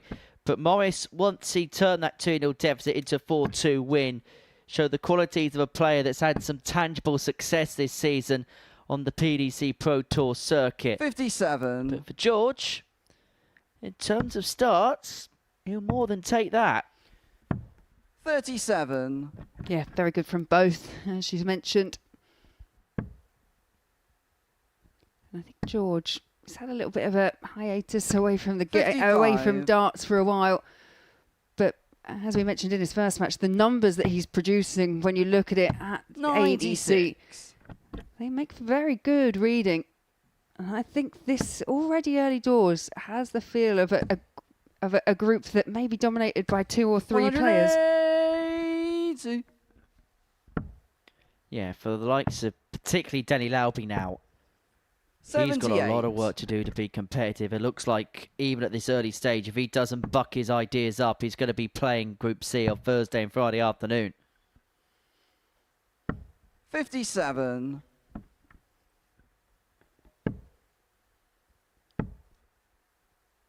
140. George, you require 152. Yeah, for Danny Lauby, it doesn't get any easier because his next game, when he steps back on the hockey, will be 65. against Tommy You require Morris. 50. I mean, it'll be a quick one. Game shot in Yeah, the first blink and leg. you'll miss Tommy it stuff. Morris. We might have to turn into David Croft for a couple of legs. I take it you mean Crofty Second when leg is he's George talking through first. about Game on. motor racing as opposed to the darts version of David Croft. Very, very good darts commentator as David Croft. Commentated on a number of Lakeside finals, 82. commentated at the Worlds for Sky for a number of years. And he even adapted his famous catchphrase, didn't he? Lights out, away we throw. 140. Yeah, very likeable person is David Croft. I'll never forget his commentary of 137. A.D. Lewis's 9 darter against Raymond van Barneveld all them years ago. Him and Wayne Mardle 100. complemented each other so beautifully. Yeah, Crofty and Tony Green used to do Lakeside, didn't they, for a number of years for the BBC, and then when ESPN got the rights 58. for a couple of years.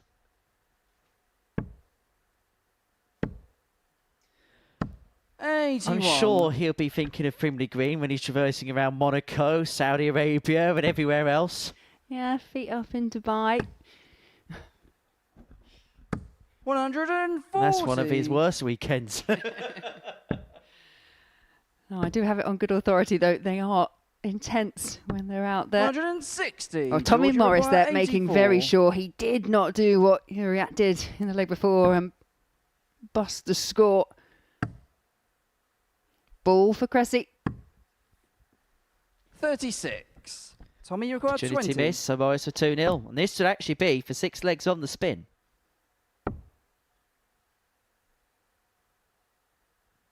Traverses across the board. Game shot in the second And leg. nestles Tommy away Morris. through. 2-0 to the good in the space of 3.5 minutes. The leg You is will get Tommy that to a lot the from Tommy reverse. Morris. Those Game little on. sideways glances at the camera. He knows exactly where they are. He does like to entertain. But at the moment, he's letting his 177. darts do the talking, averaging in excess of a ton. I don't know how it's possible, but he's getting faster. He's one of those players, though, isn't he? 100. The better he feels and the better he's playing, the faster he gets. 137. He fancied it. He did.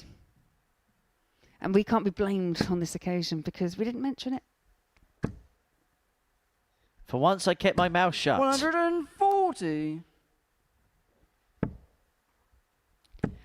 Tommy Morris at the moment, though, getting that first start right every 140. time.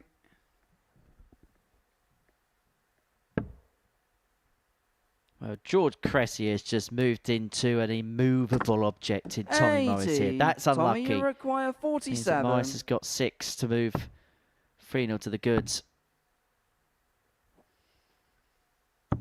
Game shot in the third leg. Tommy Morris. And the fact that he's moving across the hockey, he's opening up the angle. I mean, that's a different skill.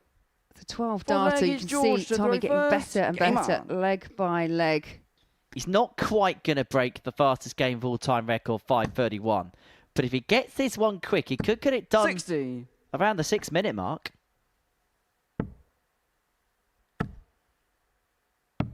87.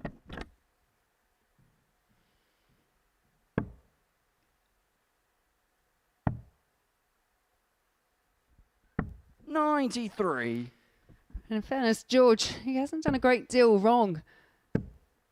He's been restricted to just one dart at the outer ring, but it's the dominance of Morris that's been the 94. proving point in this match.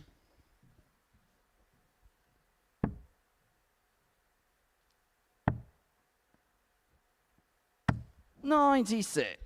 He is rampant right now, is Tommy Morris. 100. Averaging a ton. And with that ton, he moves himself ever closer. Although Cressy has an opportunity here to leave himself first to finish in this leg. Has to find a trouble to do that. 60. Yeah, unlucky not to have just slid one underneath those other two darts, but it's Morris back in the red bit again. 140.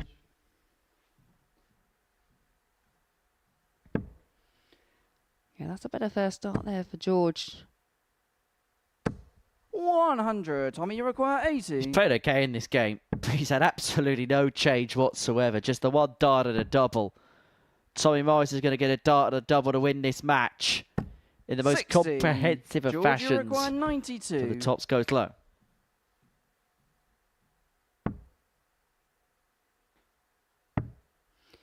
Double 12. Yes. Just double checking it's found the target, but 68. double 12 Tommy, cannot you be require pinned. 20. 2 10s.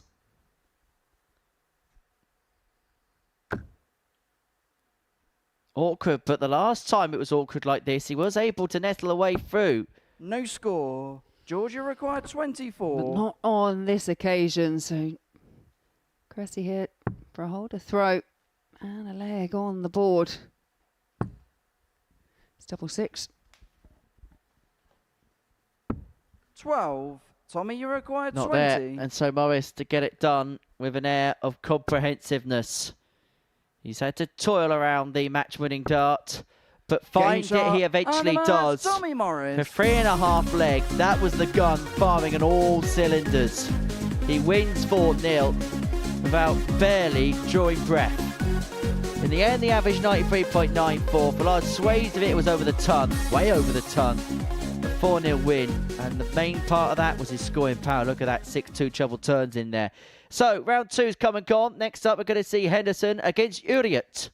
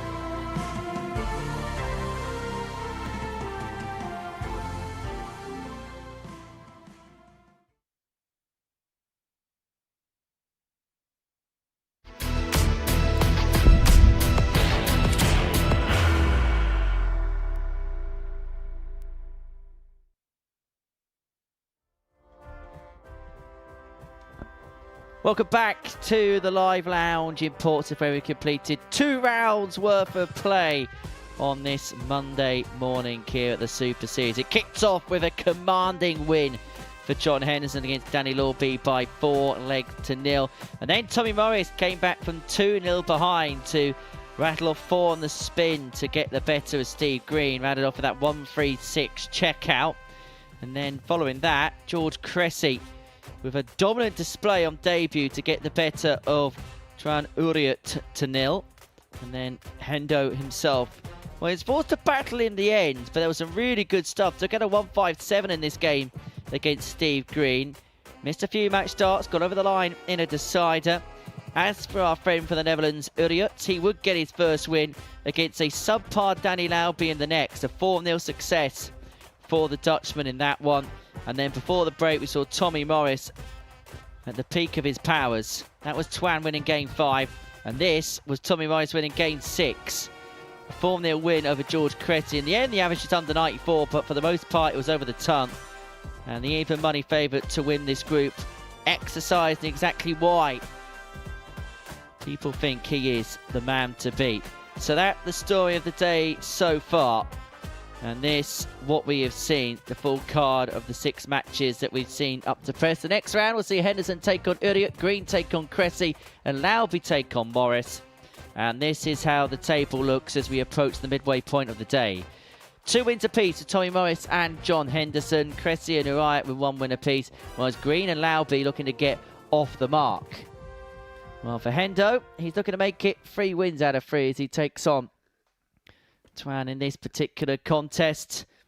And for a man who didn't have any idea what level he was going to play at, well, when he spoke to us earlier on this morning, I asked him what level he was playing at. He said way below it. Well, it's been anything but subpar so far for the former World Seniors champ. Okay, he missed a few darts at a double against Steve Green, but his scoring power meant he had those opportunities at a double. I'm against Twan, who, yes, he has won a game, but if we're breaking down the numbers and we're breaking down level of performances of both players so far today, it should be a game that John Henderson gets done. But it's very easier to say that than to complete particular tasks like that. Yeah, and I wonder what it's like when you're here on debut and you perhaps, 81. I imagine Twan hasn't played in these kind of arenas before, and then you come up against a legend like John Henderson. You know, that feeling of, it must feel like such an opportunity to beat someone that you've probably watched play on the PDC circuit for years. And I think some players really do rise to the challenge. 100. You know, kind of feel like you've got nothing to lose. You're going in as that underdog. And then some probably just get overwhelmed by the occasion. Well, I remember Giovanni Matte, our South African qualifier a couple of weeks ago, was pretty much starstruck when he saw Simon Whitlock.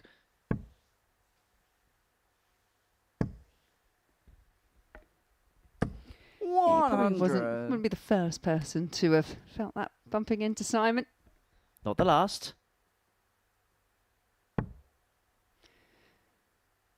Yeah, 85. Another World Cup winner with the diamond header.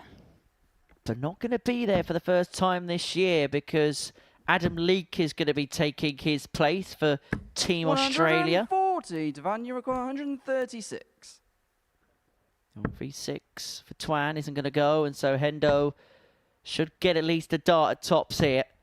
78. To give himself John, the you early require initiative 80. in this contest.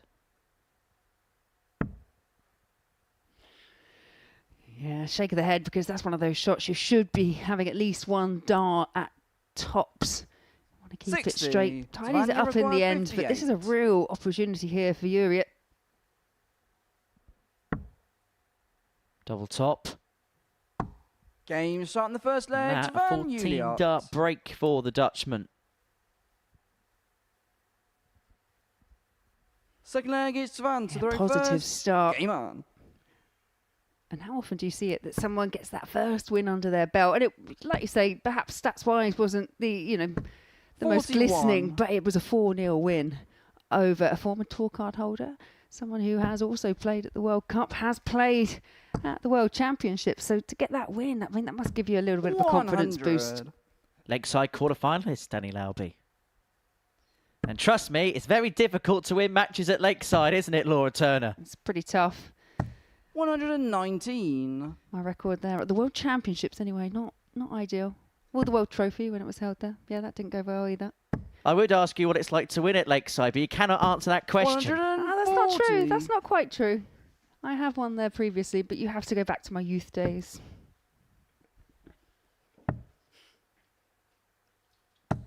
46.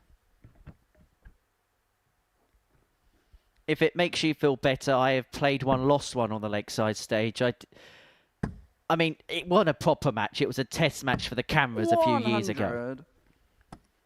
Surprised the cameras were still there after you played on it. And no, it doesn't make me feel any better, Henry. 81. Really John, doesn't. you've got 161. 161 for Hendo. He's got 6 of them here to level up. He's not going to go for it. 99. Yeah, sensible, because it was Uriot the match before that actually bust. 161, something you don't see every day. 83. John, you require So 62 for Hendo to level up at 1 apiece. Go on the 18s. Look at a double top. Game Getting on the double second top. leg, John Getting himself back on Henderson. level terms. Well, we are at the halfway point of the Third day. is John to throw first. So I Game on. suppose I better ask the question, Laura. Are you ready for the tungsten teaser? I'm never ready. Never, ever ready. But I've realised I 61. can't stop you from asking it, so crack on. Yeah, you don't get, there's no choice in the matter. So, Ross Smith won the 800th 83. Pro Tour event since it was created in 2002.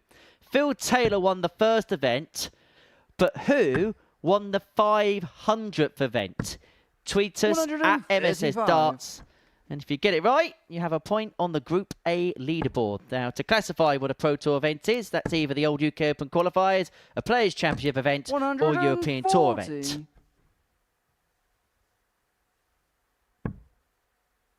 I'll give you a clue. Okay, I'll give you a clue. Event 500 took place 60. in 2019. Twitter's at MSS Darts. Please do put that handle when you answer the tungsten teaser. 100. And if you get the question correct, we might give you a shout out on air. And if you do have any questions, comments, observations, do tweet us in at MSS Darts across our social media 40. pages.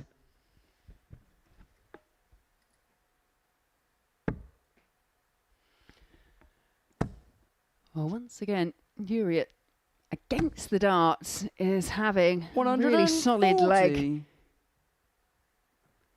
Down to a double after 12, and Hendo will be also down to a finish after these 3. 100. Twan, you require 38. Straight 4.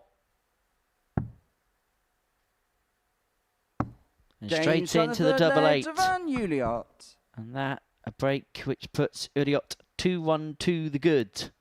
Fourth leg is Twan to throw first. Game on. Decent game, this. Both players averaging in excess of 90 as we head towards the halfway stage. 43. And just the one dart missed at a double between the pair up to press. 60.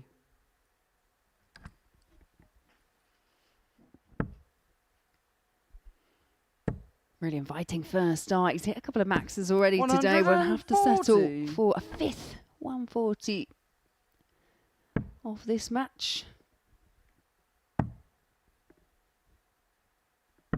57. I think that's been the difference for Uriot in this particular match so far, is that 2 treble hitting has been far superior over John Henderson.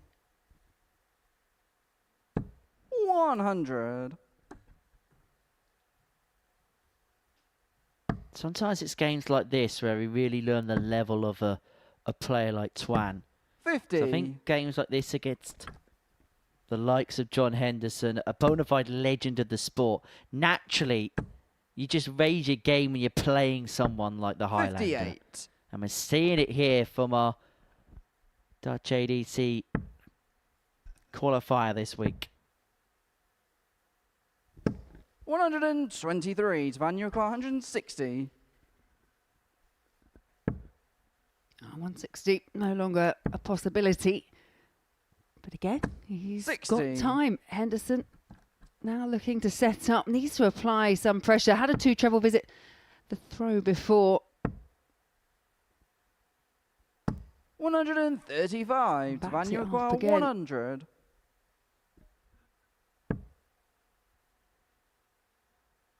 Decided to stay there. The lie was that good. 80. The double wasn't too far John, you away. So require Henderson with an 76. opportunity to get himself back on level terms. And for the 4th consecutive break at the beginning of this game. Tops for 2 apiece, Game's and on the no 4th issue leg, with the John outer ring for Henderson. John Henderson. 2 from 2. Perfect up to press 5th for leg the is John to Highlander. throw first. Game on. Looking to keep up a perfect day. If he does lose this game, though, we'll have 3 players tied on 4 points at the top of the group. 123. Tomo's not playing until game 9 against the seemingly lonesome figure at the bottom of the table. That is Daddy Lauby, who so far on this 140. Monday morning finds himself legless.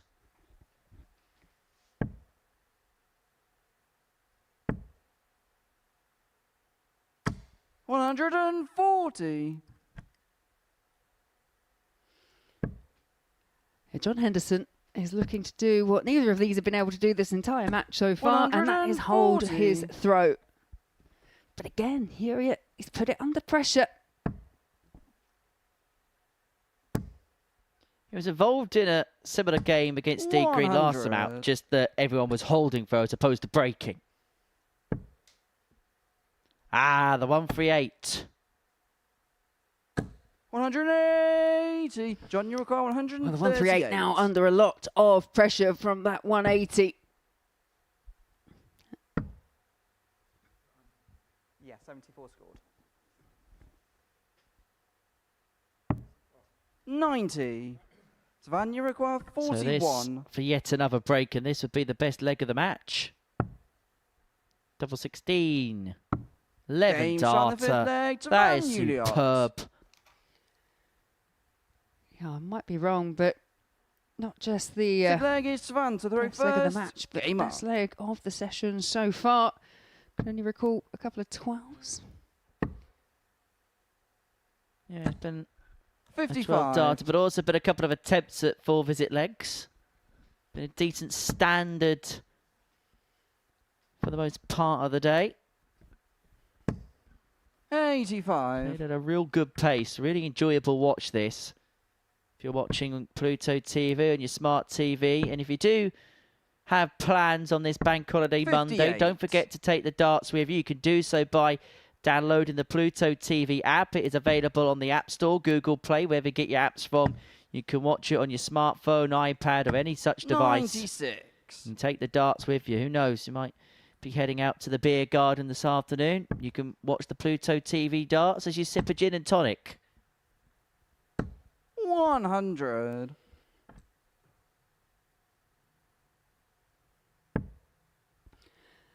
Perfect first start for John Henderson. Looking to fill it up, and it is a maximum 180. for the Highlander. I want to finish after 9. And he's going to get 6 on this position 100. John, to you require take us all the way 140. to continue this breakathlon. It's not going to take out the 140. He'd love to leave himself on tops. 60. Well, he'll have to settle for coming back on 80 because couldn't locate a big treble. But this, again, 44. John, you as require I mentioned, 80. for a 6th consecutive break in this match. Tops 40. and Twan, the you require perfection on the 144. doubles. No longer there for John Henderson. This to win it, and win it in style. But the second treble just goes a begging, just goes high. 96. John, you require And so 40. Henderson with 3 more to save this contest Game shot and the to 6th take leg, us all the John way to a Henderson. last leg decider. 6 legs played, 6 breaks of throw. Henderson 7th hoping final the only leg is hold in John this to the very contest first. Game comes on. right at the very end of it. Yeah, second match of the session to go the distance. It was Henderson that was embroiled 60. in the previous one against Steve Green.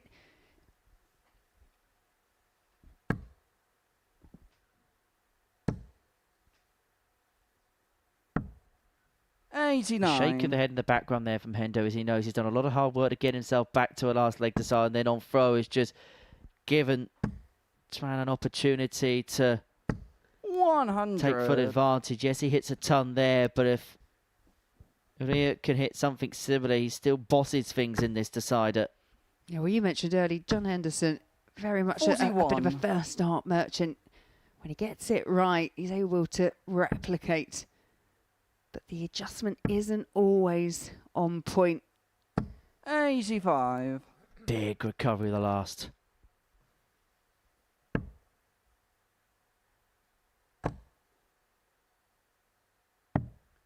$99. Yeah, this is a real test for Uriot. As you say, we start discovering more and more about players, especially here on debut, as the day goes on. 100. Well, the only way you can test a player is when they're put under pressure. And when John Henderson's put under pressure, he tends to find his best. He piles in a max and he's hoping 81. John, to you require finally 76. bring this game to a close. He's been made to work hard for this win, just like he did in his previous game against Steve Green, but he's missed a big number. But luckily for him, he's got time on his side.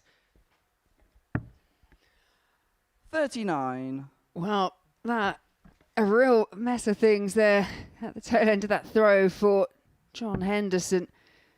As you say, he's got time, but 47. thought that, John, you require an 37. 8 or a 16, that was on the cards. So 37 to get over the line for free. Double 12. Game For shot 3 and a wins match, out of John 3. Just Henderson. question for a second whether it was in or not. But that is a second consecutive last leg decider win for the Highlander. He's 3 wins out of 3 for the day. Prior to a dart being thrown, he didn't have a clue how he was going to play. Well, he's playing some scintillating stuff. Really good numbers there. Only the one dart missed at a double throughout the course of that contest. Coming up next, Steve Green takes on George Cressy.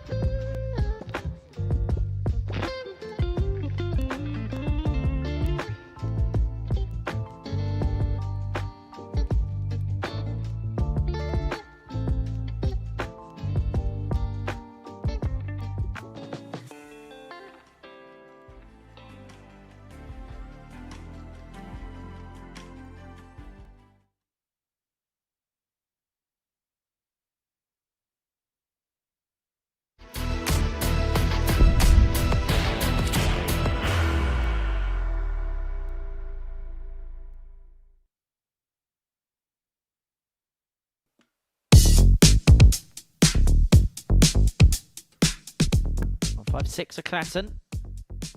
Well, this would be some way to get the night up and running. Some way to start. On the first leg. The Cobra's up and running. Not by choice, Game but shot. executed perfectly.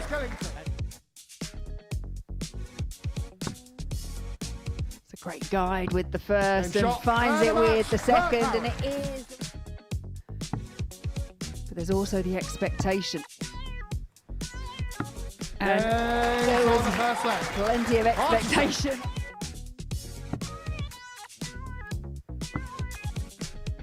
Double 16 for the Game match, shot. and it And a is match. Buckby that James gets Buckby. across the line, 4 legs to 2. Game shot. And a match. James Buckby is a weekly finalist again, and he is hoping to go one step further than last time out.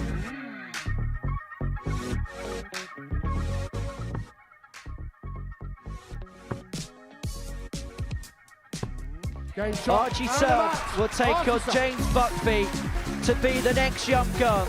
It's a Champions Week 14.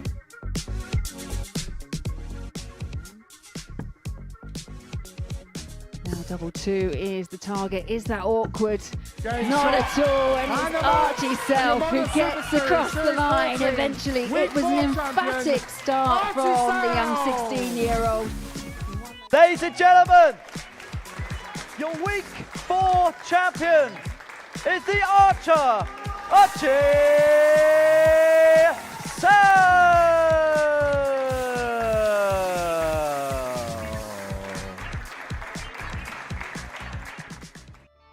Welcome the TMG Worthing Academy to the Modus Live Lounge. The young prospects paving the future of darts. With the unforgettable experience of meeting the players and throwing on the Live Lounge stage. I want to give everyone go mental for these 3 people. They have thrown amazing darts. 100.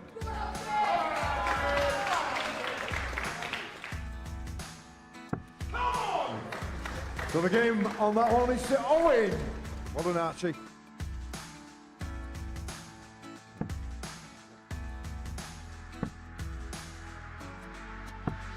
$99. Game to Ben.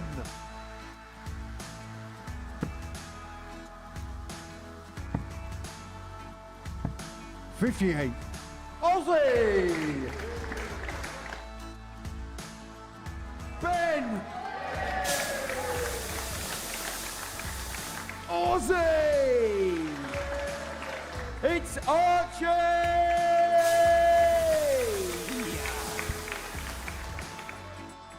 Think your academy would enjoy the full Live Lounge experience? Get in touch and email superseries@motorsports.com. We look forward to hearing from you.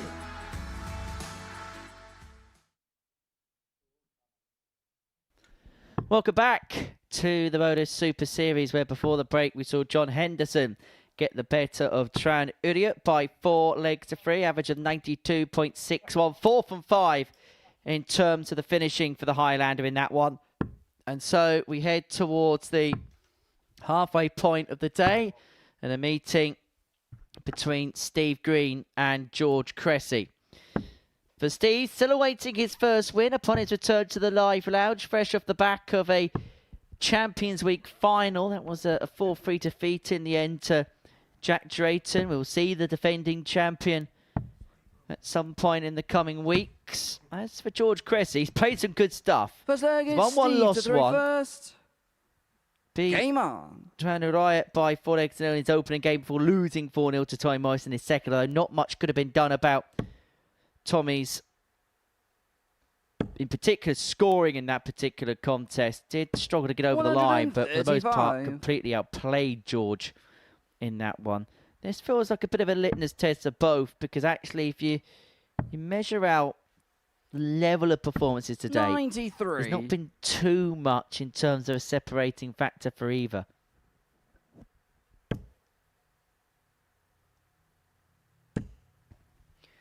No, as you say, both players playing at a very 100. similar level. Green, obviously, with the more experience in terms of the Modus Super Series, but Cressy, as mentioned previously, when he's been playing on the ADC, is 134. another in-form player.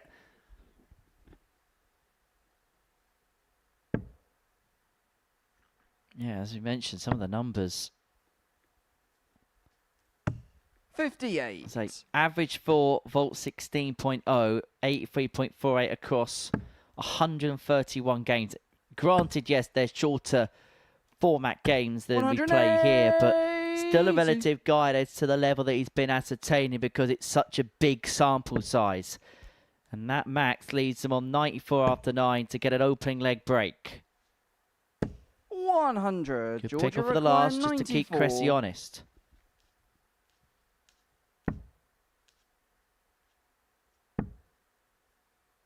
Cressy's not going to take out the 94. 46. What can Steve Steve Green make Uruguay, of the 108? He's missed a big number there, George. So if he does come back, he's going to have to spurn one. Yeah, and he is going to return. And Steve Green visibly not happy with where that dart has landed. 38. Georgia require 48. So this for the break that he needs at some point in the contest. Double 16. 32. Slip it through the Steve posts. requires 70. And this was a bit of a sticking point in his previous match where, as you mentioned, lost 4-0. Had 5 darts at the outer ring, couldn't find any.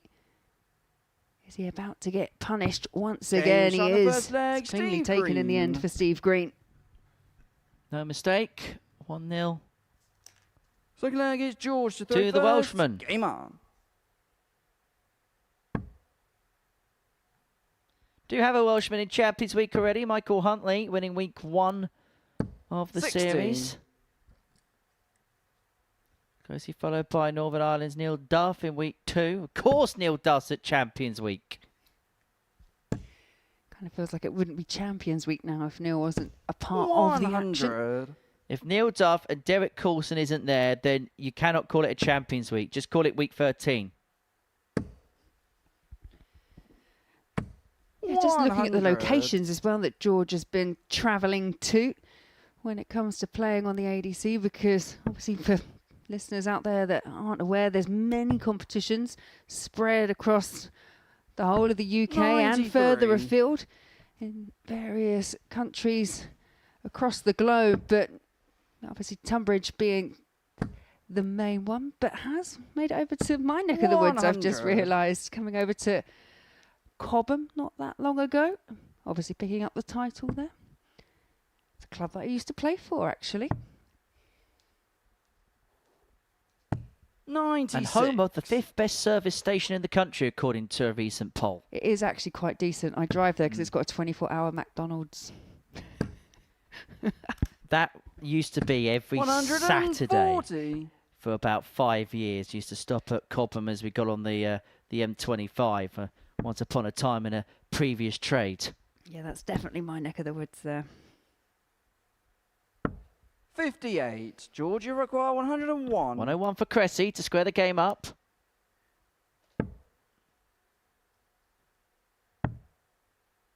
Two 12s. Game shot in the second Yeah, leg. that's George much Cressy. better for George Cressy.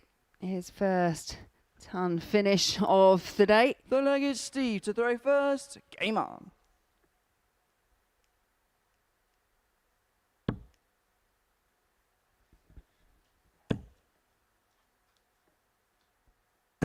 $100.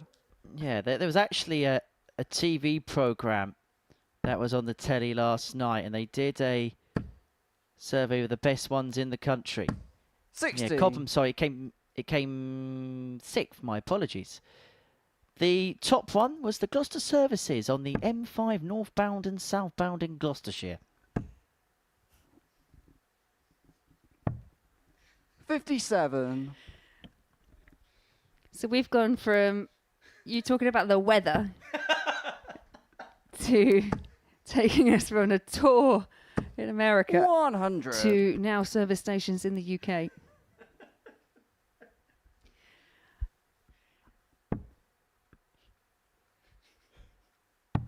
I'm just intrigued to know what's coming next, Henry. The problem is, I don't 96. know. We will throw some darts in there, I promise.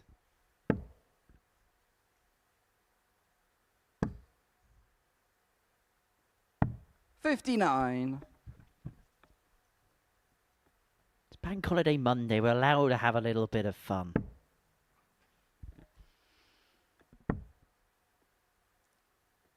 Double time, isn't it, on a bank holiday?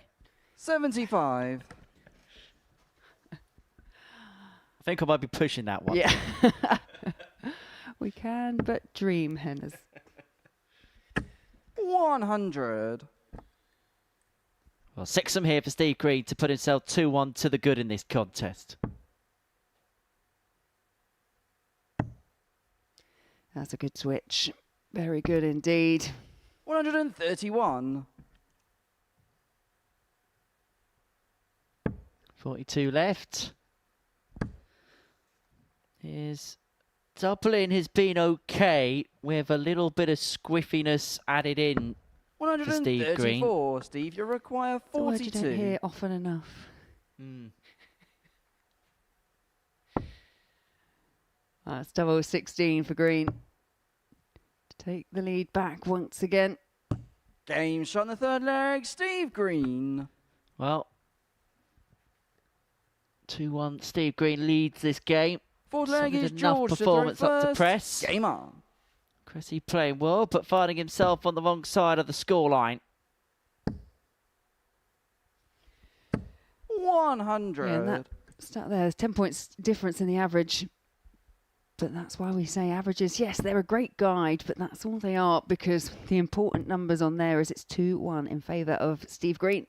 93. I hope I'm wrong with what I'm about to say. I really hope I'm wrong with what I'm about to say.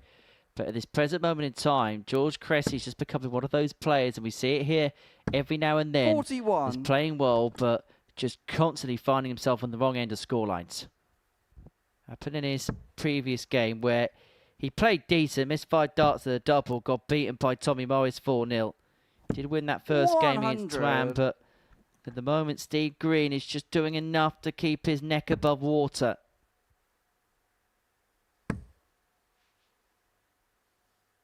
$100. Yeah, Cressy just finding himself at the moment in this particular match that you just want to make sure you hold your throw and hope there's a breakthrough 83. chance, a breakthrough opportunity against your opponent. It was very much how he was saying about Steve Green, what he had to do when he was playing John Henderson before. Managed to force that last leg 28. decider, but it was the advantage of throw that Henderson had that saw him across the line.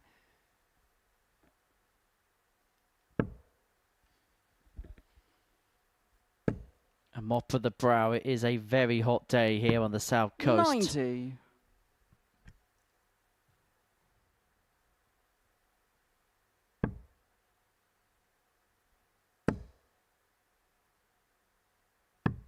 $90. Steve, you require 135. Pick off with the last dart.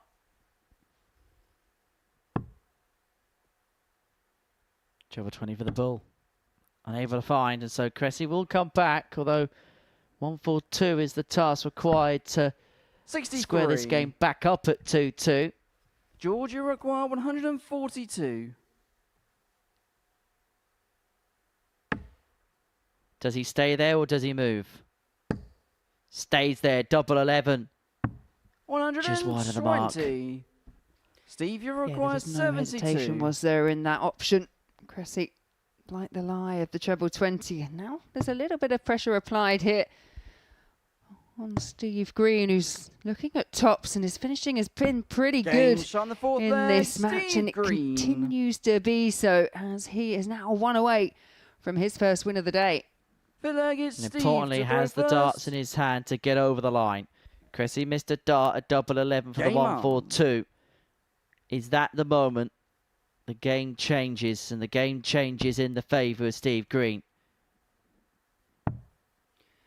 Yeah, we often say in darts, isn't it, all about timing. It's those 93. fine margins and those key moments, and I think that's where Steve Green has dominated in this match. He's just timed everything really well because Cressy 140. is still the player with the highest average, the best finish, but only one leg to show for it.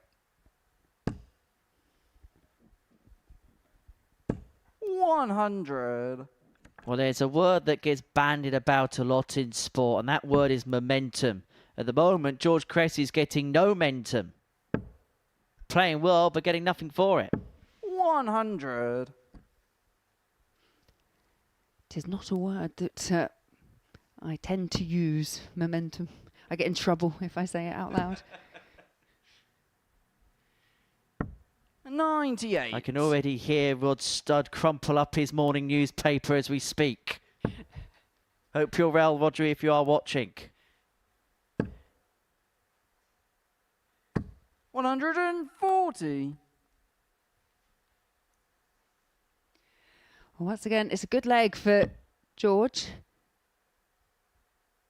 He knows he'll be coming back for the 1-2-1. He missed that 1-4-2 in the previous 94. leg to level Georgia things require up at 2-all. 121.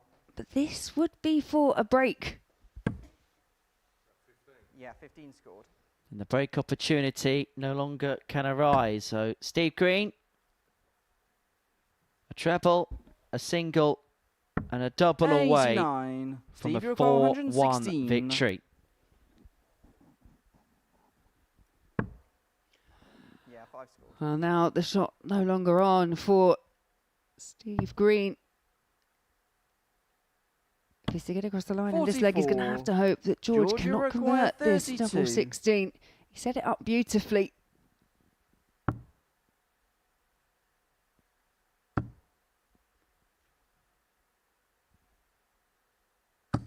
Game shot in the 5th leg, George Cressy. He does manage to find it last dart in hand. But did you see the little sideways glance to the scoreboard? I think he was just seeing how Game much on. wiggle room he had left and realised, yeah, there wasn't a great deal. Ah, yes, the scoreboard side eye. 100. You don't get much by way of reaction from George. Very stoic up on the oche. Just gets up, gets on with it. 60. Some would say a very old school approach to the game. 180. But why do you need to show off if what you're providing is as good as that?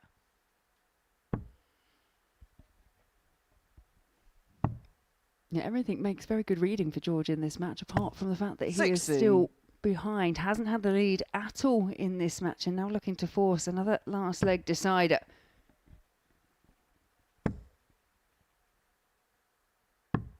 $65. But this is where you've got to hope what you've been doing consistently throughout the course of the game as it draws towards a close will pay a bit more dividends. Leaves himself on a finish after 9 on throw. The problem is he's got to do the hard work in the next leg because he has to break Steve Green to win this contest. Perfect first start.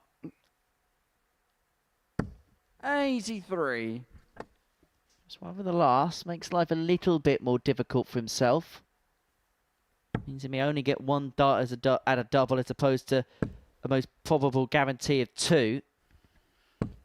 45. I imagine he'll Georgia go the sensible route and not the route that I 73. took when I played here at Women's Week. 2 8s. See, Game that's shot what the sensible fifth does. leg, George Cressy. 14 darter, 3-3. 7th and final leg Yeah, I is had Steve 73 to throw left and I first. had just a Game on. complete mental block, so I ended up going big 13, big 20, tops. And I hit it. Owen Binks is having a meltdown in my ear as we speak. I think Owen was actually spotting. 95. It's like, what is she doing? I could almost hear him from the stage. I forget almost, you probably did hear him, he's that loud. Says you. 140. Sorry. We're in a soundproof box here. And they heard you on the stage last week. There's a difference between soundproof and Henry 80. proof. There's a big difference. Yeah, prove it last week.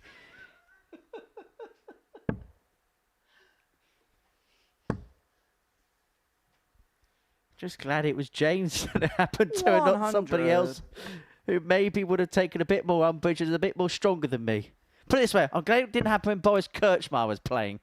Oh, I was thinking Neil Duff. I think he would have let you know about it if he'd have heard. Or Steve 95. West. Or pretty much anybody that wasn't James Buckby, to be perfectly honest.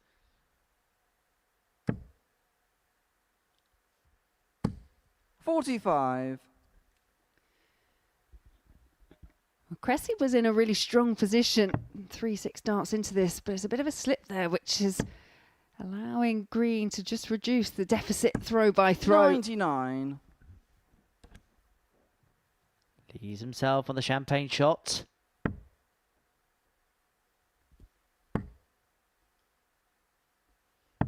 $80. Steve, you require Big 132. last dart there, just keeps himself an interested party.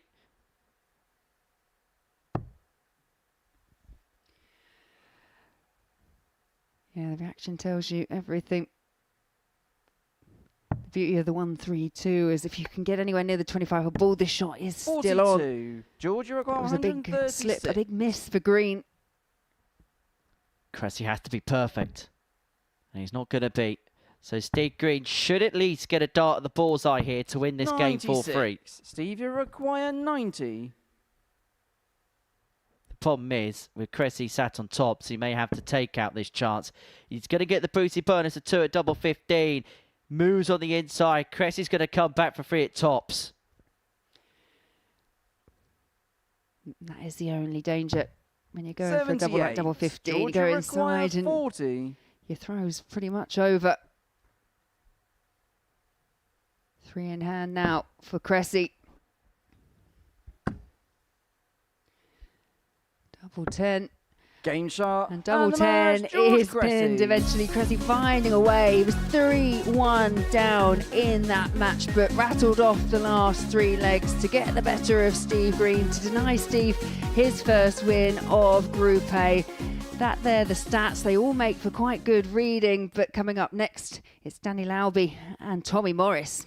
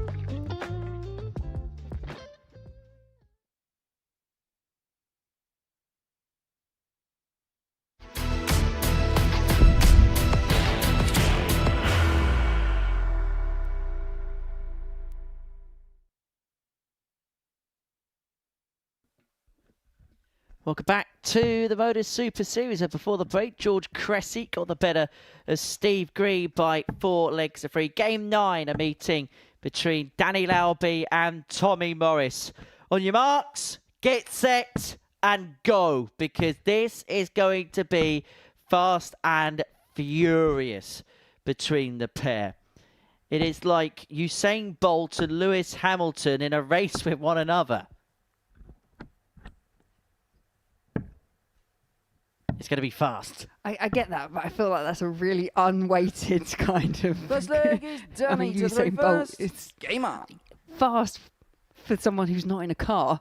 Yeah, but Lewis Hamilton will have to get into gear. Okay. 45. Let's forget that ever happened and get into the darts. Oh yeah, talking about the dart zone, it's 100. not been great reading so far by any means for Danny Lauby.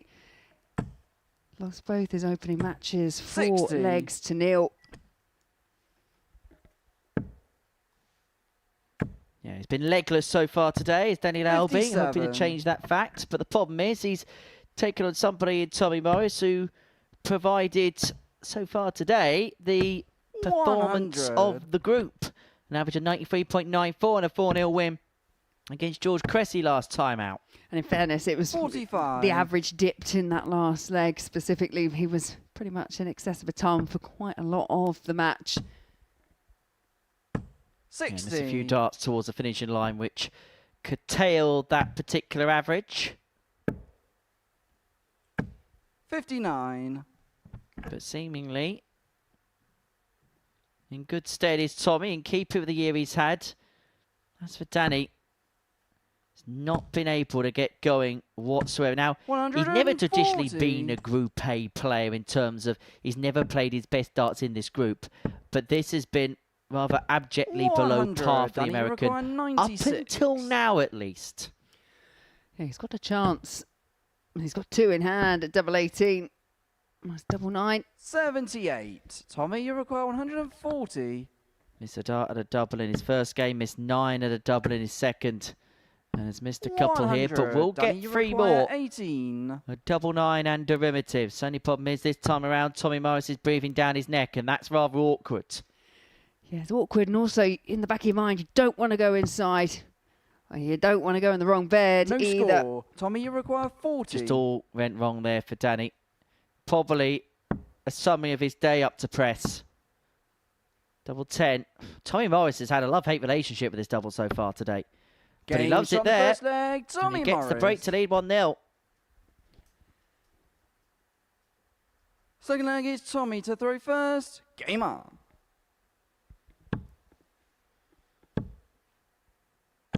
100. Yeah, Danny, he will be disappointed because he's had 100. some chances so far. You see him in the background there. I mean, he's accepting the fact that the double's gone for Morris, but ultimately you feel he should have done better. 180. It's just never felt like it's got going for him at any point so far today. 100. But that is the beauty of playing in a Group A. You do have time. You can play yourself into a bit of form. As I've previously 57. mentioned, not just this week, many a week, it does feel sometimes a little unnatural starting your darts at 9:30 in the morning. That's what these guys have to do 91. in Group A because it Tommy, you depends require on how you prepare for 164. anything. Some players, they like to be here and hitting the practice board a good couple of hours before. Game shot on the second leg. Well, Tommy that Morris. is some finish for Tommy Morris. Blink and you would have missed that. 164. Absolutely no problem. The leg is Danny to throw first. Game on. Fair to say, Tommy Morris has got his practice in today. He's enjoying himself at the back of the stage. 100. When he's on song like this, he is so watchable, 97. is Tommy Morris. Yeah, and when I saw the 54 go in, my hesitation was at that point, is he going to go for it? But I think that just shows exactly what kind of, 140. how he's feeling up there. You had time to hesitate. I did. Just a fraction. 93. Well, we did say it was going to be quick. 3 minutes 24 seconds it took for Tommy Morris to go 2-0 up. 140. This is mightily quick. Lauby had 4 darts to win leg 1, was helpless in leg 2, 137. Danny but has Rubal, control of this third leg 121. on throw. Shouldn't go for the ball. But Game why shot not the go third for it and leg, hit Danny it? Lauby. Don't listen to me, Danny. Do your own thing, pal. Yeah, what a way Full leg to is Tommy chalk to up the your first. first Game leg of the day. Well, he made me look stupid, didn't he? 140. Normally you do that all by yourself.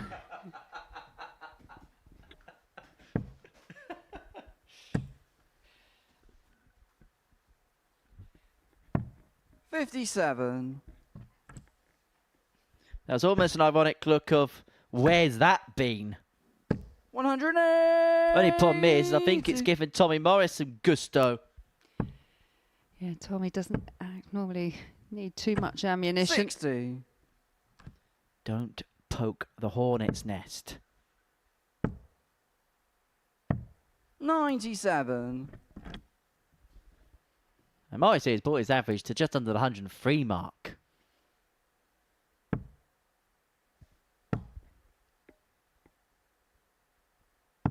$44. Tommy, you require 84. Double 12. Game shot in the fourth leg. It's an Tommy 11 Morris. dart leg for Tommy Morris, and now he is one leg away. Now you can see the Third next leg is one. Danny Okay, to the throw first leg. Game on. It's a little bit scrappy between the pair, but since then, 12, 12 and 11 darts to see off the legs. And there you can see Tommy Morris just over 103.5 in terms of average. 5 minutes and 47 seconds to complete 4 legs. 100. What do you reckon as this week goes on? Do you reckon that fastest game record is under threat? 60. I'm really not sure 531 gets toppled. The only way it could happen is probably in a fixture like this. 135. But the player who wins it is probably going to have to average over 110 because the standard's got to be that high and that quick for it to happen. I don't know. We were, what did you say, 5 minutes 98. and 47 seconds for 4 legs. I mean, if that was a 4-0, you're only talking 16 seconds off the 99. record. It And the could happen. And the first leg was a bit squiffy as well. Yeah, definitely. 21 darts in the first leg. Yeah, Shane McGurk averaged 112.5 in that game against Danny Van 45, Truyck, Tommy, which you've got holds the record at Champions 167. Week 12. Job 19. Bullseye! Bullseye! Game shot. And For the match, 167 Tommy to join the Morris. 164. That was a masterclass of finishing from the pair. And that's a 167 to add to the 6-7 he had earlier on. And for Tommy Morris, that's an average of 107.5. Those 2 blockbuster finishes. And that is why he is one of the best players off the tour right now. That was a monster performance of Morris. Coming up next is Uriot against Green.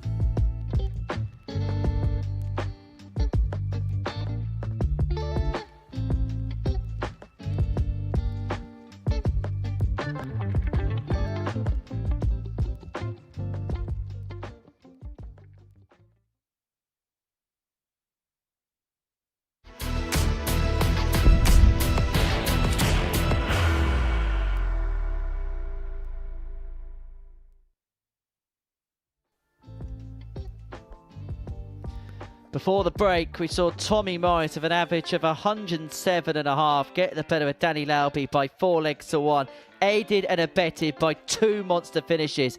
Finished off with the 167. He also had the 164 in there. He's done it again. He's done it again. I don't even think I can compute it with a comment.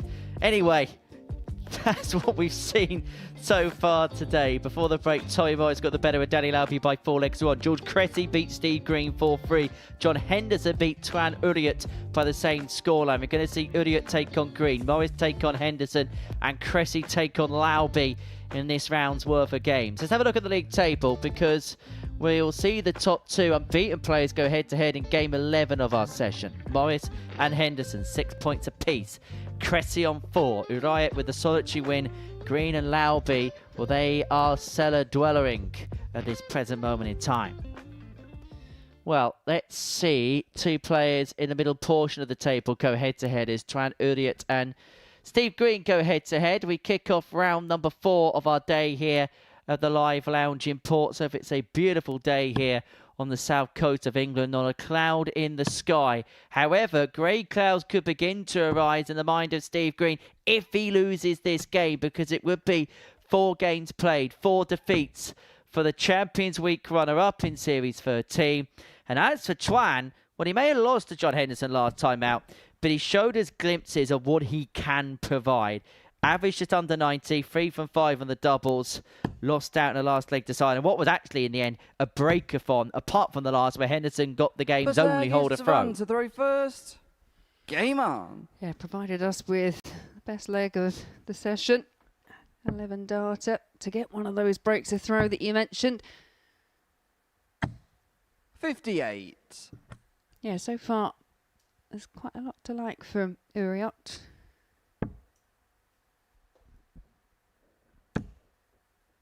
As you say, he didn't quite know how things were going to go over the course of this week. He said he was practicing well, but he was the first to admit that this is a big step, a big jump in his career. He's played a lot of ADC Europe stuff, done so over the course of the last 18 months or so, but he realises by being pitted in this group and by playing in this competition, from dipping his toes in a small pond, he is now putting both feet into a great big ocean with sharks all around him.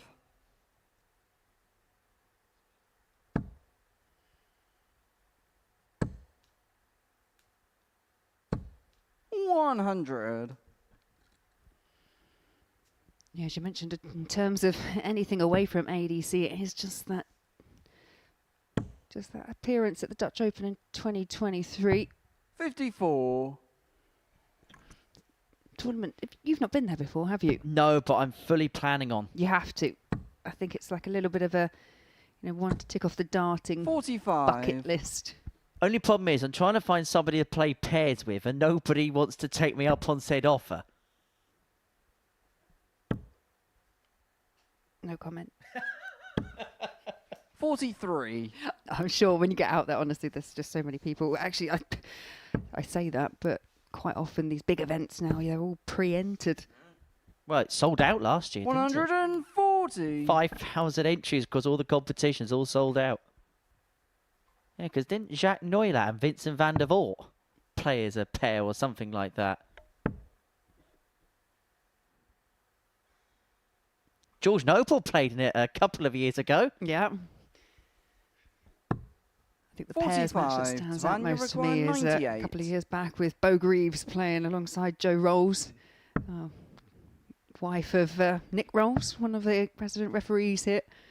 Bo Greaves in one leg hit 3 180s 38. back to back to back.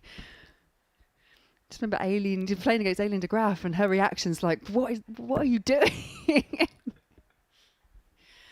I must caveat the fact that it's obviously not 501 in order to do that. 134. Savannah requires Yeah, the famous 60. 180, 180, 180. Double 10. Game shot the 1-0 first leg Uriot. to Van Uriot. Well, so far, Uriot, perhaps a nervy first match So where he leg lost is 4 legs Steve to to nil, throw but first. since then, Game on. he has been he's quite measured in his throw. He's got quite a good action. 100. Yeah, really solid in his stance down centre of the yoki. Just pulls it arm up, pulls it back and releases. There's not a lot technically that can go wrong. Well, let's have a look at the side angle of both players. 140.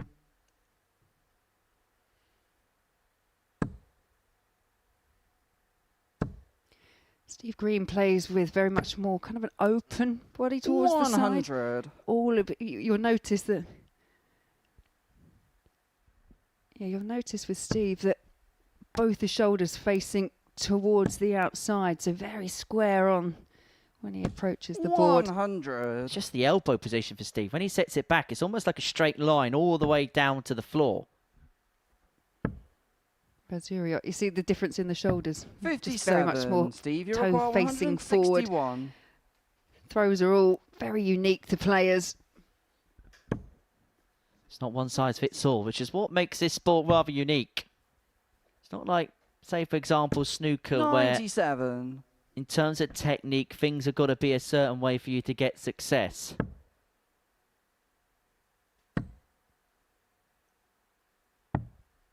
$92. Steve, you require 64. For parity. Double 16 is the double of choice for Steve Green. 32. Twan, you require 112. For 2-0. Draw for double 16. Unable to get, and so Green will return for 32. 88. Steve, you require 32. Uriot just tapping on the shoulder of Steve Green.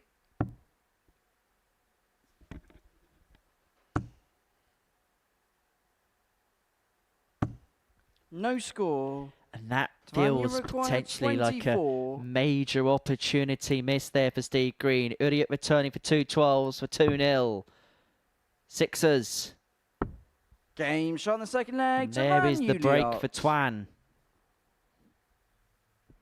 Twan 2, Steve 0. The leg is Twan to throw first.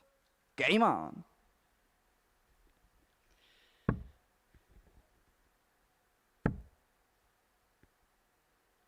$60. Yeah, I do remember Steve Green. He came here as a relatively unknown player on debut. Absolutely romped through Group A, topped the table, a couple of days off, made it through to 60. finals night. And the next appearance, well, the previous appearance, managed to pick up a weekly title. But you have to say Group A not going to plan for Steve Green so far. By the way, thank you to those who are getting in touch with the tungsten teaser today. And I can tell you, nobody's got it right yet. 97. Who picked up the 500 Pro Tour title since the Pro Tour began in 2002? There's been some guesses. They've all been wrong so far. MVG, no. 35. Johnny Clayton, no. Michael Smith, no. The 500th Pro Tour event was a Players' Championship event in February 60. 2019. I've had an answer, James Wade. That's not correct.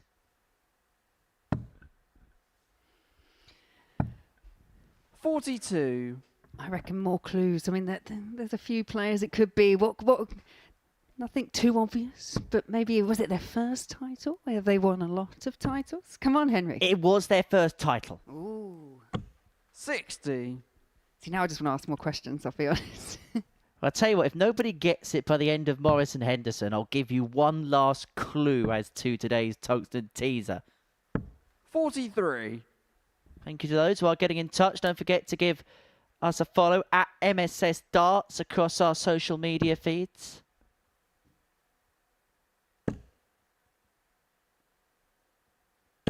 $100.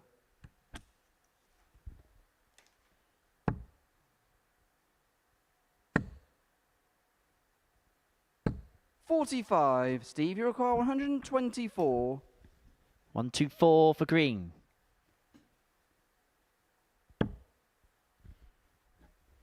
Treble 18 would have left the ball. 58. Twan, you require 141. And Uriot cannot get the 1-for-1 combination started. So Steve Green, he's had 4 chances at a double in this 66. match already. He should get at least one more in this leg. Yeah, 15 scored. He does like double 16. 51 left, so could potentially look at 19s here. Double top. 26. Higher the mark. Twan, you And require so 48. Uriot will return for double top to go 3-0 to the good. Game shot in the third 3-0 leg. to the good he Twan, is. Uriot. Finishing has been steady. He was 3 from 5 in that defeat at leg, the hands of Steve John to the Henderson. He's reverse. 3 from 5 Game in this on. match as well. Yeah, my early observations with Uriot is the finishing is great. Maybe the scoring is just a little bit up and down at times. Maybe just needs to find a little bit 60. more consistency in that particular department. But I think there's been a lot to like so far for sure. 60.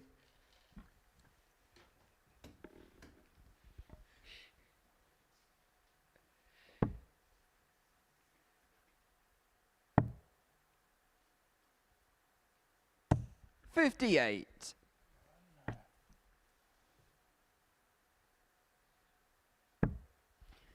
If Uriot can find a 1-2 treble visit here, then Steve Green is under a bit of 50. pressure. Now, when I said 2 trebles, I did not mean 2 treble 5s. Power trebles.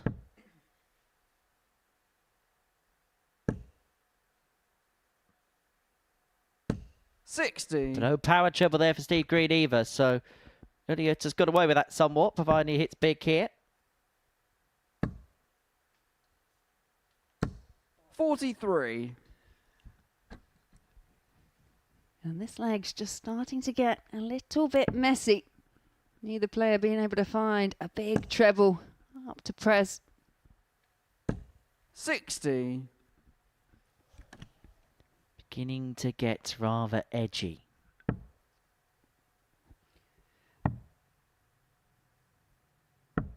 $78. Well, that is a good pick off with the last start for Uriot. Just keeps him interested in this leg. I mean, he has got the luxury, obviously, that 3-0 lead. We've already seen deficits overturned. We've seen players come back from 3-1 today. No one yet from 3-0. 139. And even himself on 1-2-4 to get some kind of olive branch back into the contest. 60. Steve, you've got 124. He doesn't have to chase the treble 18 on this occasion. Does so. And opts 92. to set up. Even himself on 32. Don't know what's happening in this leg. It's just been a complete off leg for 38. Twan. Steve, you require 32. 32. To bring it back to Game shot on the 3-1. fourth leg. Steve And Green. Uriot will have an opportunity here to serve the match out. Fifth leg is Twan to throw first. Game on. It's a very thoughtful looking Steve Green at the back because, as we said, things haven't quite gone to plan so far. 58. It's not a match that we're going to put into the vault. In fact, it's more a game that you probably put in a time capsule and hope never gets discovered again. 140.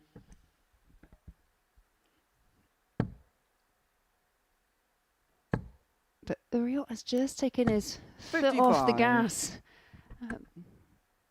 Steve Green just finding a few more trebles. Obviously picked off the finish and he's back in the red bit again. 140. This game is just beginning to turn, it feels, because Steve Green's finding a level that he hasn't done at any point in this contest. And because of the drop-off 43. from his opponent, He's good enough to rattle off a couple of legs here.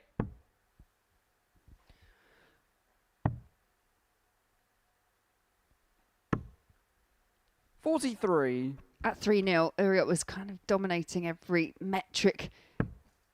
But there has now been a 10-point swing in the average in favour of Steve Green. And I just think that just shows you just the last couple of legs, the drop-off from Uriot and the increased play from Green.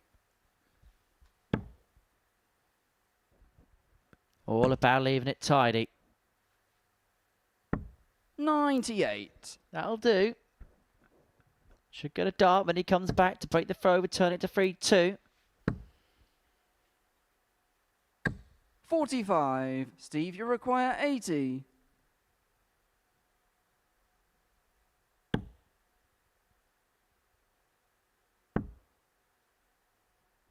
Double top.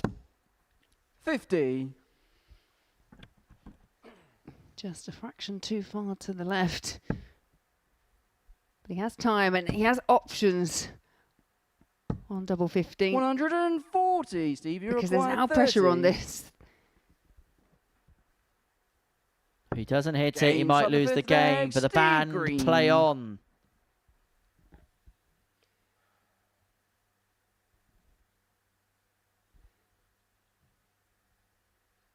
And from Six leg is 3-0 up, Steve to Uriot throw has not first. had another dart at a double, hasn't had a Game on. match-winning opportunity at all. And that's because Green has just upped the levels. Yeah, he's upped it as Uriot has 57. dropped to an average which is just about touching 70.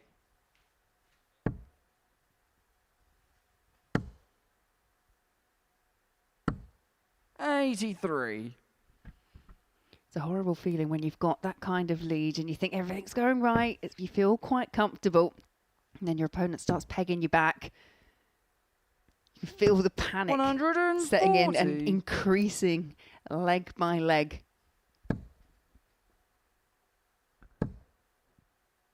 Uriot being reeled in. 140. Steve Green's got the fishing rod out and is beginning. 100. To see the home and dry just a little bit more, even though he is still paddling. 100.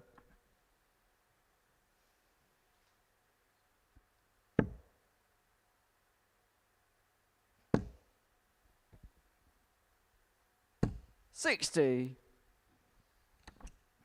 144 left. What setup can Twan find? 96. Steve, you've got 144. It's not too bad because Steve Green needed 3 perfect darts for the 144 and can't get it started. So Uriot should, from 82, 94. get Twan, you at least one require dart at a 82. double to win.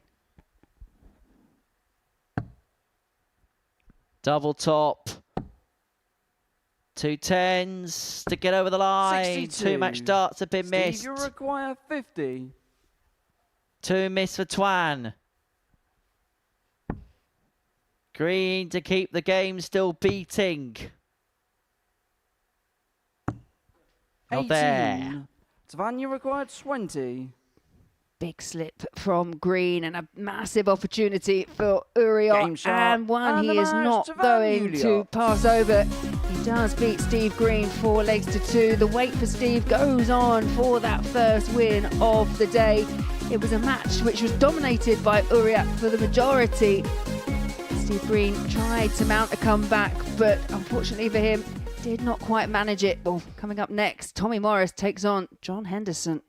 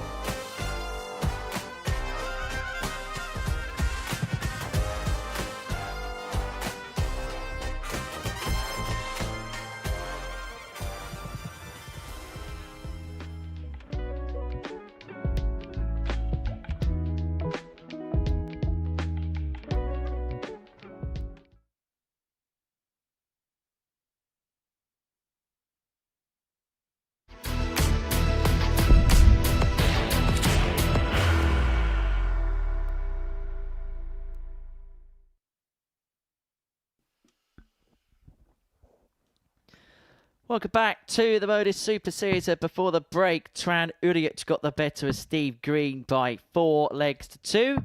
George Baker in position for the day's action, and he's about to preside over Game 11.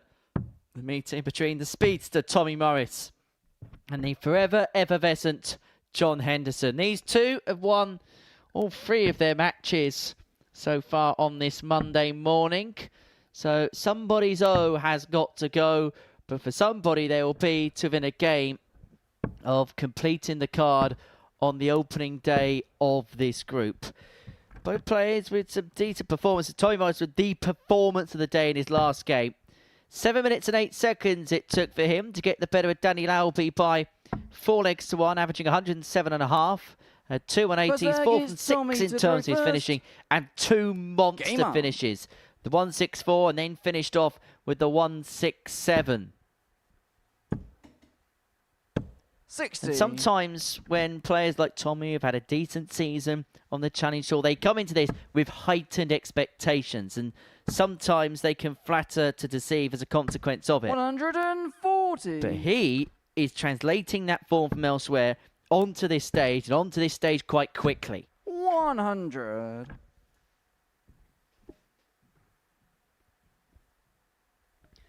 Yeah, I think the one thing that you can say about Tommy Morris is that confidence is there, that belief 16. that he is playing at a certain level, which with John Henderson, one thing he mentioned previously is, yes, he's been playing, but exhibitions are not necessarily at a competitive 97. level. And sometimes that is the key difference. Yes, we've seen great stuff from John,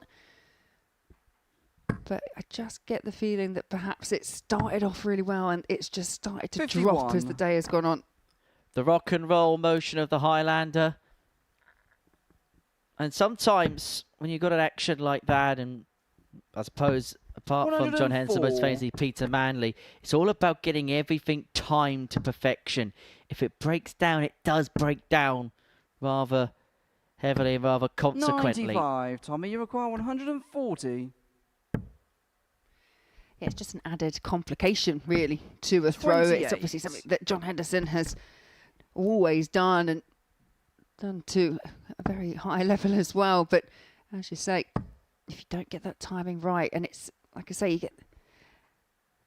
Most players have just got to worry about the timing of the release. With John, he's got to find the timing of the rock, Tommy, then the release. 112. And it has to always be one fluid motion. You saw him stop there and have to start the process all over again. Well, it would have been some dart if he could have nestled away to the treble with dart 52. 2. John, you require Henderson looking at 124. 1-2-4 here for the break in the opening leg.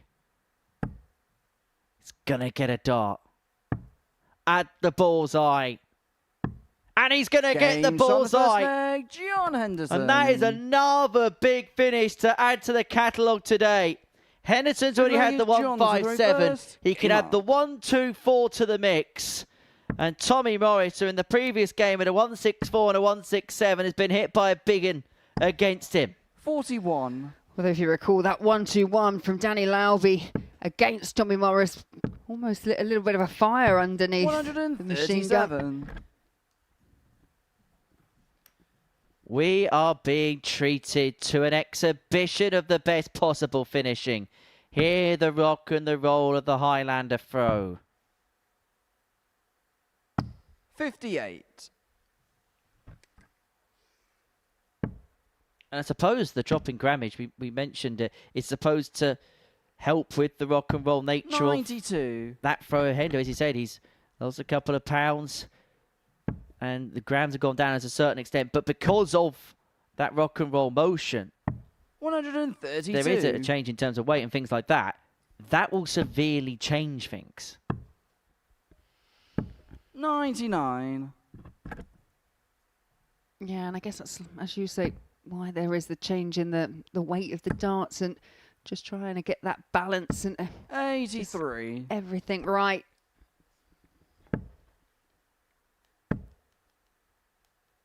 $97.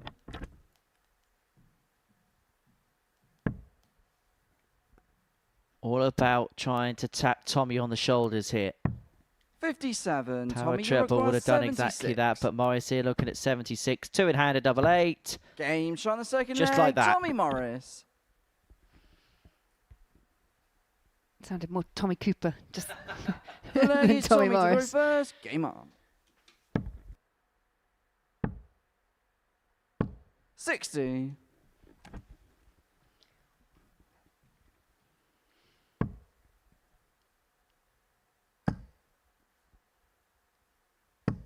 $95.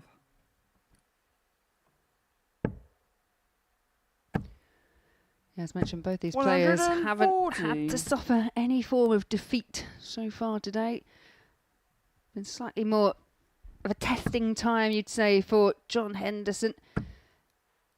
Hendo came through that really tight 140. match against Uriot, 4 legs to 3, and had the same scoreline against Steve 131. Green in his second match of the afternoon. So, other than the first one, for me, Henderson is either playing every single possible leg or just winning in 4 and not allowing his opponent in. 59. Tommy, you require It's been hard working 170. because then he's not played too much by way of competitive action by his own admission.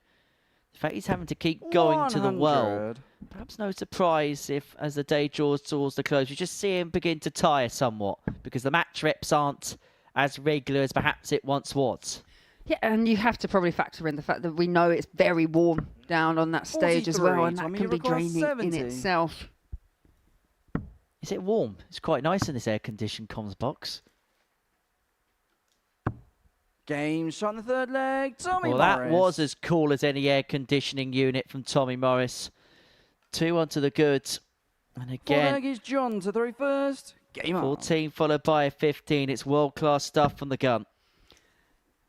Yeah, and it's the finishing as well. In that previous match, you mentioned the big finishes, the 167 and the 59. 164. But he was 4 from 6 on the outer ring. He's only missed 1 dart in this match so far at a double. 140. There's probably people watching this in the southern hemisphere saying, what do you mean it's hot? We're watching this in coats.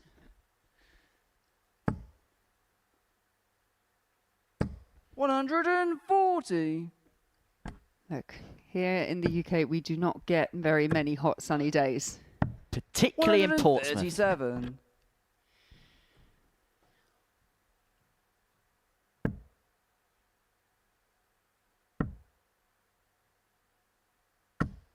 $96. Can tell it's hot because at the weekend I tried to leave my house and you couldn't get anywhere to the left of where I 99. live because everyone was going to the seafront.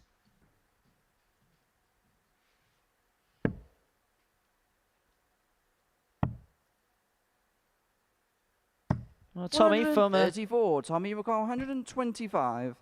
Dorset Town of Poole, not too far from the Bournemouth coast. As he looks at Game tops shot of the fourth leg, 125. Tommy Morris. And that is his 4th ton plus checkout of the day. That joins Fifth the leg is Tommy 136, to the throw 164, the first. Game on. 167 in the ton plus catalogue. He's now had a ton plus checkout in every 60. single game bar 1 that he's played today. Yeah, he's playing very well indeed. 42. Especially when you consider that previous leg, he's taken out the 125. But John Henderson was there; he was ready 100. to try and level things up at 2 apiece. It's such a big. Every leg is worth the same. I know this, but there are certain ones that just swing the match so much in someone's favour, and the difference between a level game at 2-all, which makes it a best of 3, or leading 3-1, you're only 1 leg away. And for Tommy Morris, in this example, he's got the darts to win. Without going all 91. Orwellian on you, all legs are equal, but some legs are more equal than others. Yeah. The Darting 97. Animal Farm.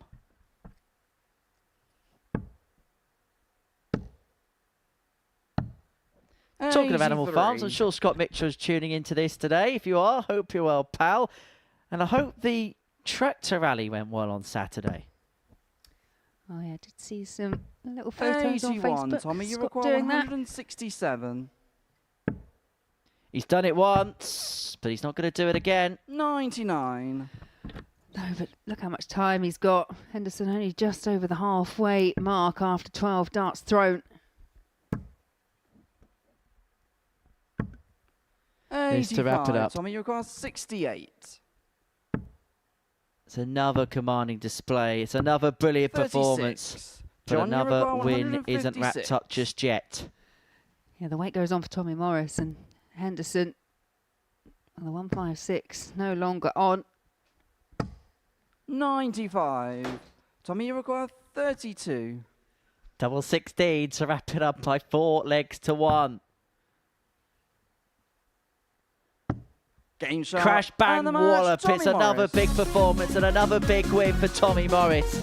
The average at the end drops to just below the 93 mark, but the finishing was delightful. 4 from 7 on the outer ring. The 1-2-5 a real highlight. John Henderson had a 1-2-4 in it. It was the only attempt he had at a double in that game. Coming up next, George Cressy takes on Danny Lauby.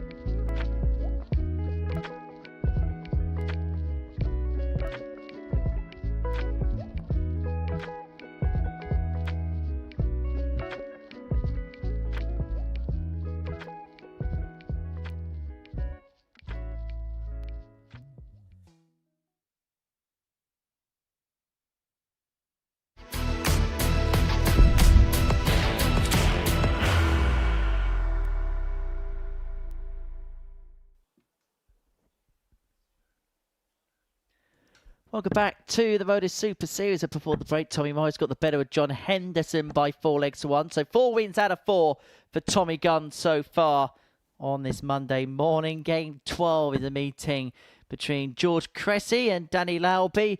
And on the other side of the coin, Danny Lauby is looking for a first win and a second leg of the day. 4-0, 4-0, 4-1 have been his defeats. So not much he could have done about the 4-1 defeat last time out, with Morris averaging 107.5 against him. But he's taken on seemingly an ultra-reliant player in George Cressy. His consistency speaks no bounds today. Some really good stuff in there. His best performance came last time out, beat Steve Green 4-3. averaging just over 93 and change. Took out a 101 checkout en route to victory in that particular contest.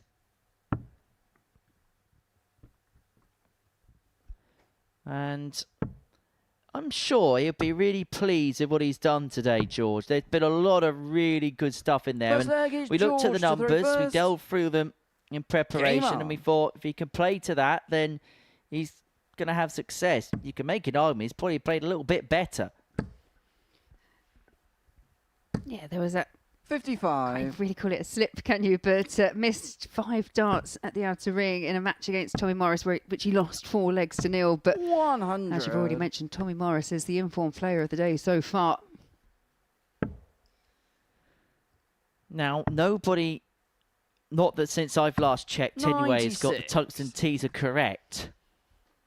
So, would you like another clue to the tungsten teaser?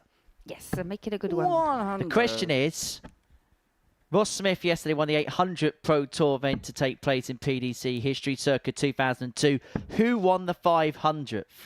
Now, I gave you a clue that was in the year 2019. It was a 100. Players' Championship event won by a player who doesn't currently have a tour card, and it was 60. their first PDC title.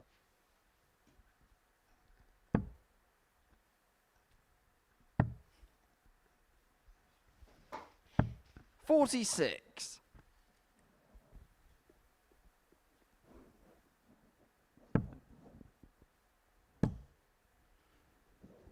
$100. Danny Lauby first down to a finish. George Cressy looking to join him and managed to slide a 95. into the treble Danny, 20 bid. 141. Well, Laby's not going to take out the 101. What can Cressy make of the 109? 45. Georgia require 109. Triple 19 for double 16. Double 16. 77. Danny require 96. And Danny Lauby's only leg one today. Came via a 1-2-1 checkout on the ball. Not going to add the 96. A shake of the head from 56. Lauby Georgia because he require just hasn't got the 32. weight of dart right more than anything else today. Game shot in the first leg. George Worked Cressy. that in beautifully. Cressy takes the opening leg. Second leg is Danny to throw first. Game on. Give you all a couple more legs and I will give you the answer to today's tungsten teaser. Thank you to everybody that has been 60. getting in touch via the Modus Super Series Twitter account. It is at MSS Darts, or shall I say X. 81.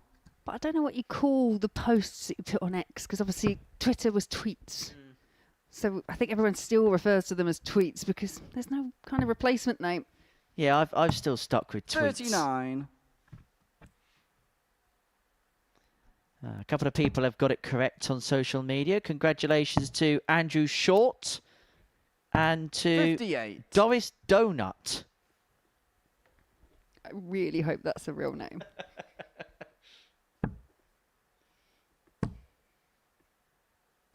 If it is, 100. then they've trolled the trolls because it's their real name.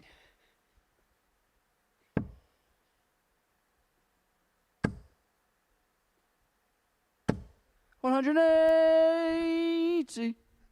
Our first maximum of the match goes the way of Cressy. Well, he's got a max in every game that he's 58. played so far today. And he's proving to be quite dominant on the Lauby throw. 58.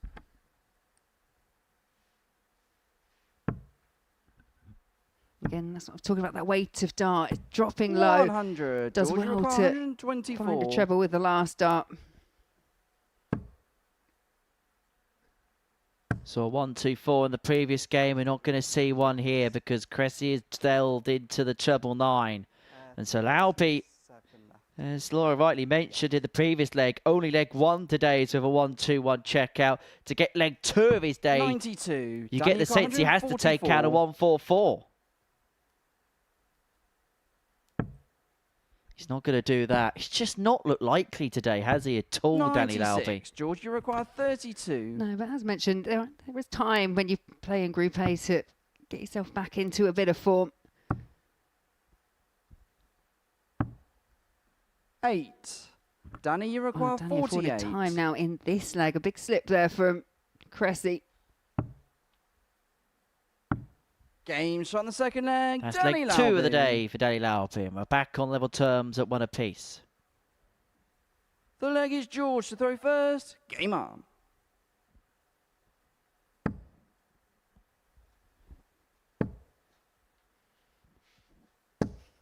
$81.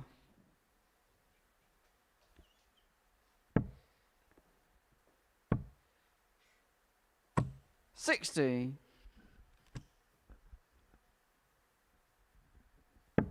Yeah, the problem for Danny is, I think at this stage in proceedings, it's just that confidence factor now. 140. As you mentioned, it's just that's just the second leg that he's picked up, and he's already on his 4th match. 140.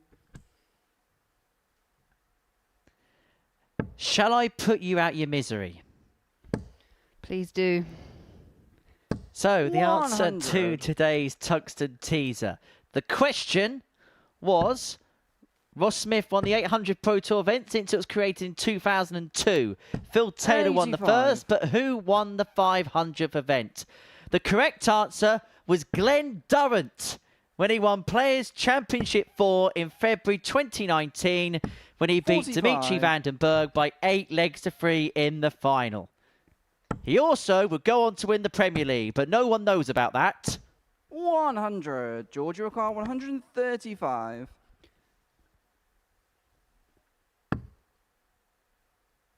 Treble 20 would have left the ball, and now Danny Lauby has an opportunity 99. for the Danny, you require first time 116. of the day to take a lead in a match. Triple 19, unable to get, and so Cressy will 42. return for 36. George, you require 36.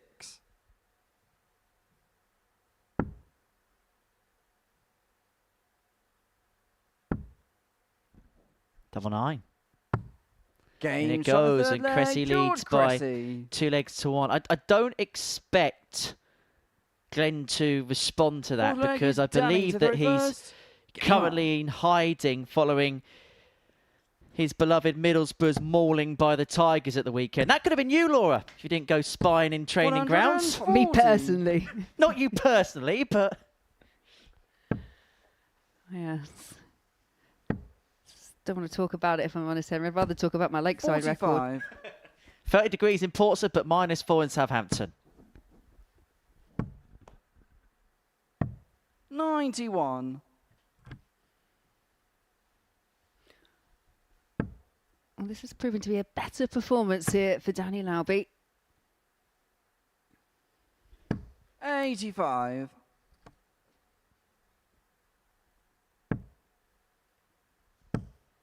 Yeah, it's better, but it's still not to the level that he would have 82. wanted.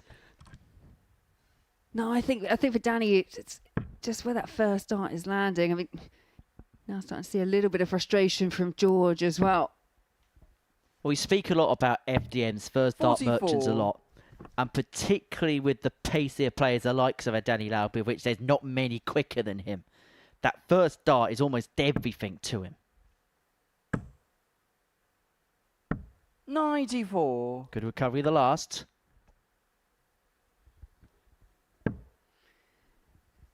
Yeah, Lauby halving his score back for 94. 91. Danny, you require 94. Looking for another treble 18 here. Plenty of time on his side. Could be potential full... Oh, okay, maybe not. But that's been the problem. There's been a few wild and erratic ones. And that double top. 62. That double top has been no friend to him today. Yeah, you're right. It plagued him, especially in that match where he lost 4-0 to Uriot. He had 9 attempts at the 60. outer ring, and Danny most of them he was 32. persevering with that topspin 10 route.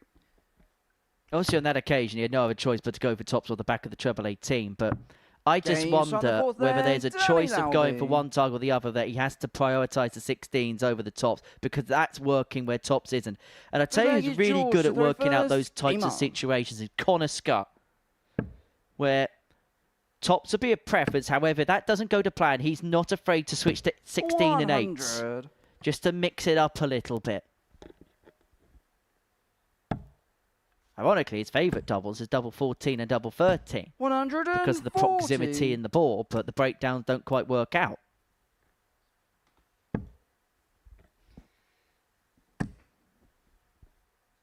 Yeah, you're seeing a lot more players bringing in the, 57. especially double 14, because it does break down obviously into, double 7, but popularised by the likes of Mensah Sulovic. 100.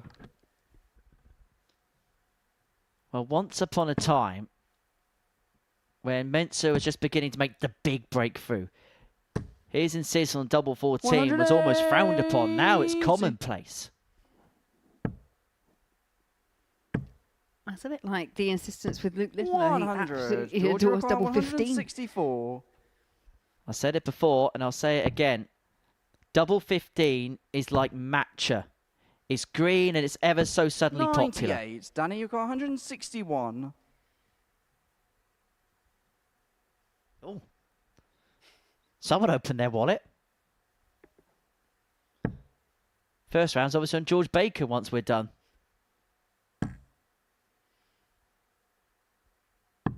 $65. Georgia requires 66. This to reinstate a lead once again. And it's 2 in hand. It's double 18. 57. Danny, you require 96. So Lauby looking at 96 to get his nose in front to put himself one away. Double 18. And this would be for a break, which would give him the darts to win the match. But that 87. and 9s Georgia both require go a 9. begging. Absolutely nothing to split them. 2 legs apiece, 9 points apiece. 1. Danny, more you they'd be require even. 9. No score. And you know what? There was always a Georgia possibility that was going to require happen. 8. It's kind of been systemic to his day. Can Cressy put the boot in? Now that is awkward.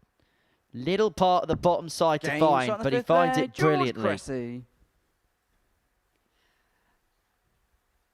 Yeah, and I think that's a bit of an indicator because a lot leg of is players, Danny when to they've the got that reverse. first start, as George Game had up. landed, would have gone to the other side, the left side of the oche, to open up a bit more of an angle, whereas George seems to really like to be front on with the doubles.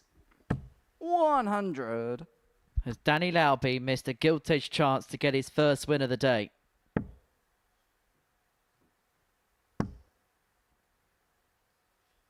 Down 97. the bottom of the group, you need to take advantage. Well, that's almost veered off from the side and into the bed. 30. Yeah, when you see it from that angle, it's actually quite deceptive of how they can land in the board.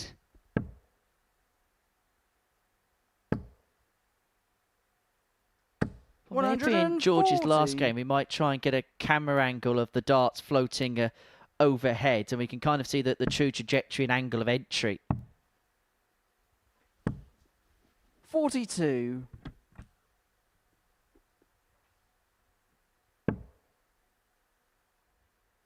Because this game looks like it's going to be Romeo done.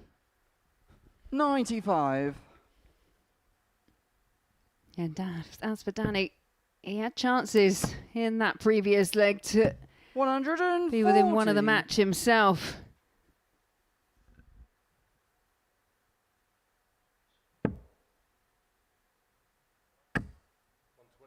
Yes. That's 2 in. And so we'll chase down for the single. 137. And he's going to leave himself on 32 when he comes back. He had to survive a bit of a scare, but Cressy looks like he's about to cross the line. And there is nothing at this point that 99. Danny Georgia Lauby can require do. 32. Double 16 to wrap it up. Perfect guide. Can he bump it in off the barrel? Yes, Game he shot. can. And the match, Use George that guide Cressy. perfectly. He gets the better of Danny Lauby by 4 legs to 2. It was a better performance, but the same result for the American. For George Cressy, that moves him on to 6 points. It's been a really good debut day, and he'll take on John Henderson in the last, and one of them will be guaranteed on to 8 points. Tommy Morris is looking to complete the card. He'll do so if he gets the better of Twan Uriot after the break.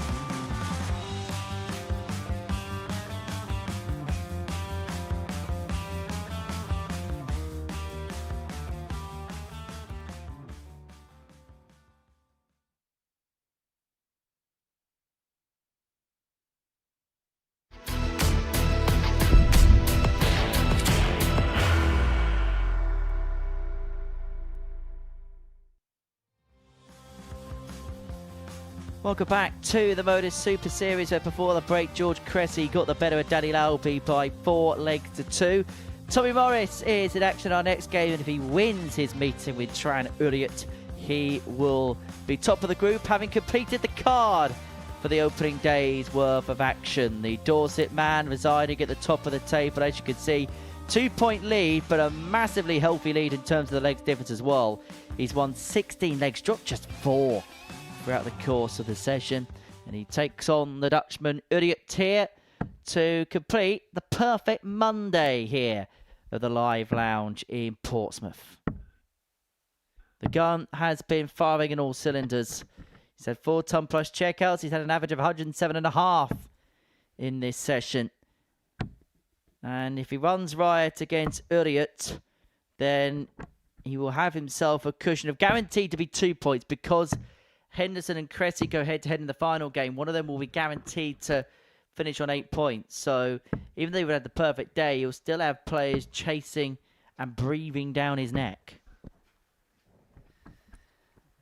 First leg is Tommy to throw first. Yeah, with Game regards on. to Uriot, he's had a relatively steady start to his debut here at the Live Lounge. 59. But you get the sense that Group A could be all about what Tommy Morris produces. If he continues 43. in the same vein, then he could have his feet up for a couple of days on Thursday and Friday as everyone else battles it out 85. to make the finals around him. Very good afternoon to Conan Whitehead, Series 1 champion, who is tuning in this afternoon on Pluto TV. Great to have your company, pal. 95. Saw him right at the very beginning of Series 14. Wasn't quite 57. to be on that particular occasion.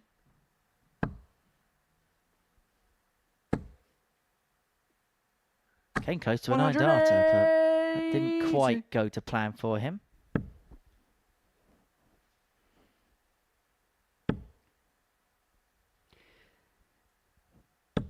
Well, this is a good start for 100. Uriot.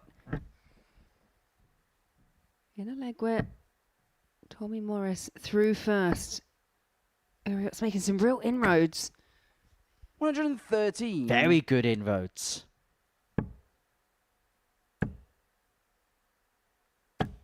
60. Twan, you require 70. So he's going for the treble 18 here. He is double 8. Game shot in the first 14 leg. dart breaker Twan throw. Uriot. Uriot 1-0 to the good. Second leg is Twan to throw first. Game on. Knowing someone as competitive as Tommy Morris is, he will be wanting to go through the card.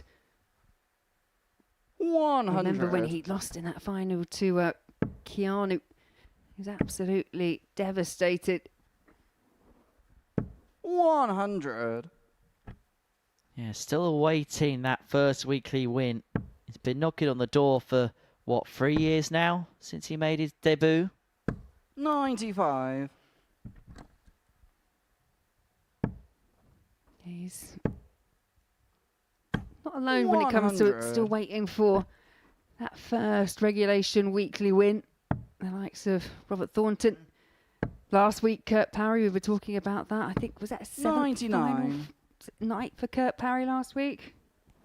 Yeah, it's ridiculous, Kurt's records, and still unable to cross the line. Look at someone like Fannin Sherritt, for example, has hit the post a couple of times, still not won a week here. 59.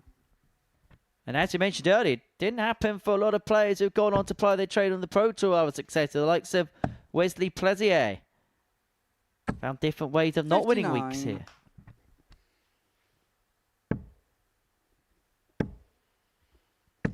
Twan, you require both players 148. On long range finishes, but it's Uriot with the first chance. Also should be worth noting, Steve Beaton still not won a 58. week Tommy, here. you got 142. Another. Just flicks off the barrel and diverts low. Yeah, Steve Beaton's been 110. very unlucky Twan, when it's you coming require to the 90. qualification process to finals night. A couple of times he's missed out by being on 8 points in Group B. Double 5. 80. That Tommy, you second require dart 32. was really good. But it counts for nothing because the double 5 doesn't go. And Game Morris shot on pins second the double leg. 8. Tommy Morris. And we're back at equilibrium. The leg is Tommy to throw first. Game on.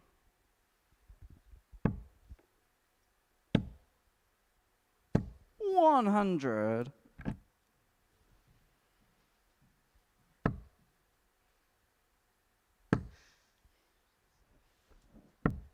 $58.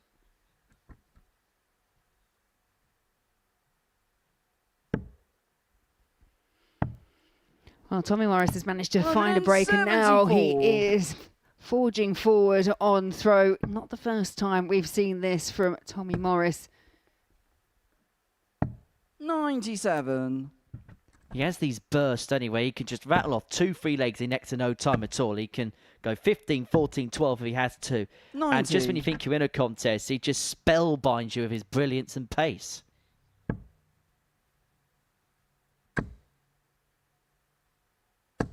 60. Tommy O'Gar 137.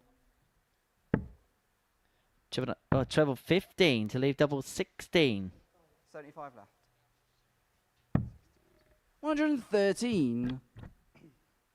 In the end, he leaves double 12 after 12. Really beginning to move through the gears. 140. Tommy O'Gar 24. Game shot in the third leg. Tommy It's Morris. 14 data from Tommy Morris.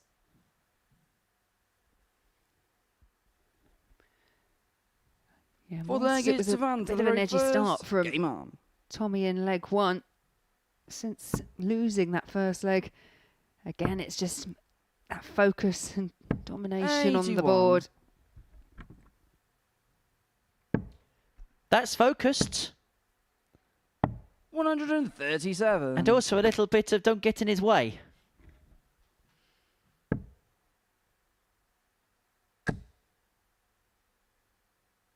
$140.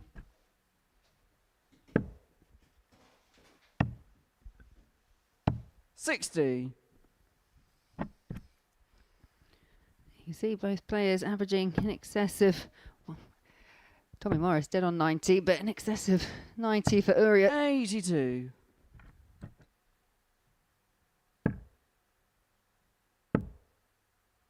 Nava leaves himself on a finish. May look at the 18th, he'd leave himself on the 170. 98. That was the plan, but not the execution.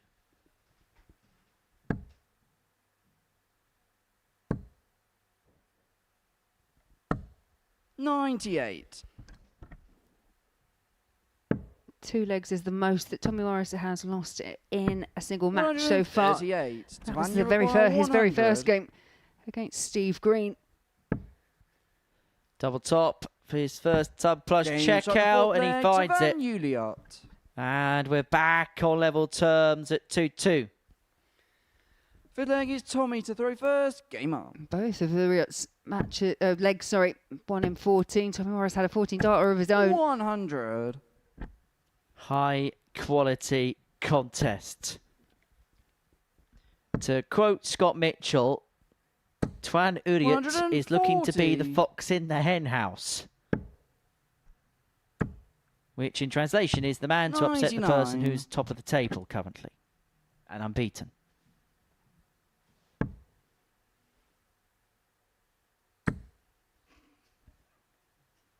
$97. He's doing a good job, and once again has taken a slight lead in a leg where Tommy Morris threw first. 92.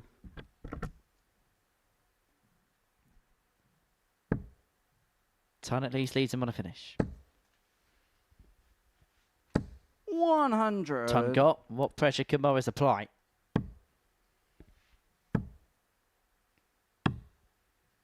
$127. Twan 164. Oh, we saw Uriot hit the ton check out in the previous leg. Not going to add 164, but it's going to leave it handy.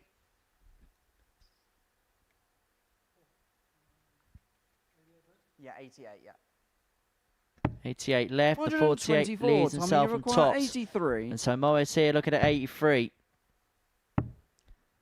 To lead this game again and to move himself one away. It's the bull. It's the Game shot bull. on the fifth And he has leg, been Tommy marked nigh on Morris. perfect on that target today.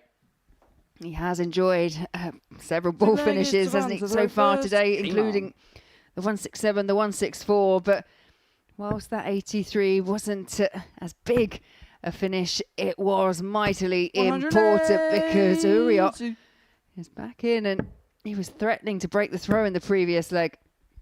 99. Oh, this is good. Oh, this is very good. But not perfect, this leg. 100. Let's have a look at the averages.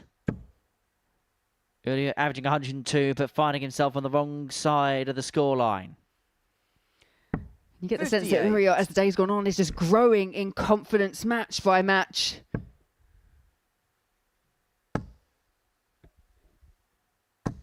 $60.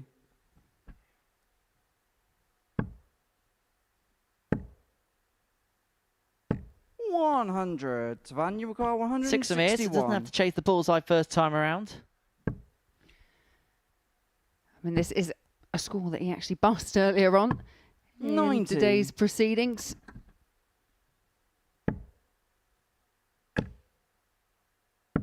$94. Twan, you require Picks up the 71. Triple 8 team of the last. He's leaving himself on 150. May not even get a look at it. Games Because on the sixth Uriot leg, finds Twan Uriot. the double 16 for yet another 14 darter in this game. 7th and final leg is Tommy to throw first. Game on. Fourth of the contest. 140. It's the first time that Tommy Morris has had to face a last leg decider, and it's a good start in leg number 7. 100. Well, prior to this game, he dropped 4 legs for the 57. entirety of the day. Uriot has pushed him closer than any other player possibly has been able to. 55. But he just blinked there. Has he just opened up the door for Tommy Morris to go on and complete the card? 47. And Uriot was in a similar situation against John Henderson earlier on this morning. And when it came to that deciding leg, the scoring power that forced the 60. last leg decider just deserted him, and you feel the same thing may be happening here. 55. However, Tommy Morris has given him a bit of an olive branch here.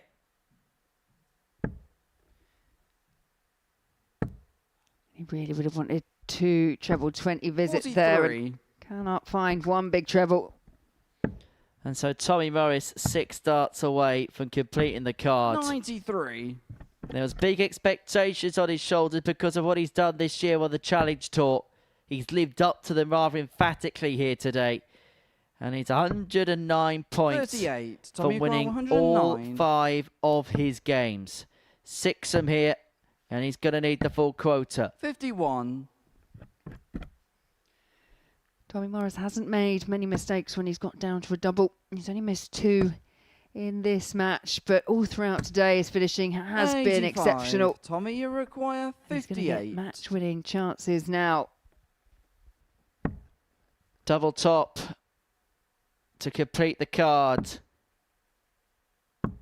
Game It's a shot. 5-star And display. Tommy Morris. The gun fires on all cylinders. Tommy Morris completes the card on Monday at the Live Lounge. 5 from 5, and he is looking very good. 5 real solid performances, real solid displays. For the entirety of the day, he dropped just 7 legs. He beats Twan Uriot by 4 legs to 3. We're going to hear from Tommy. He'll be speaking to us on the other side of this short break.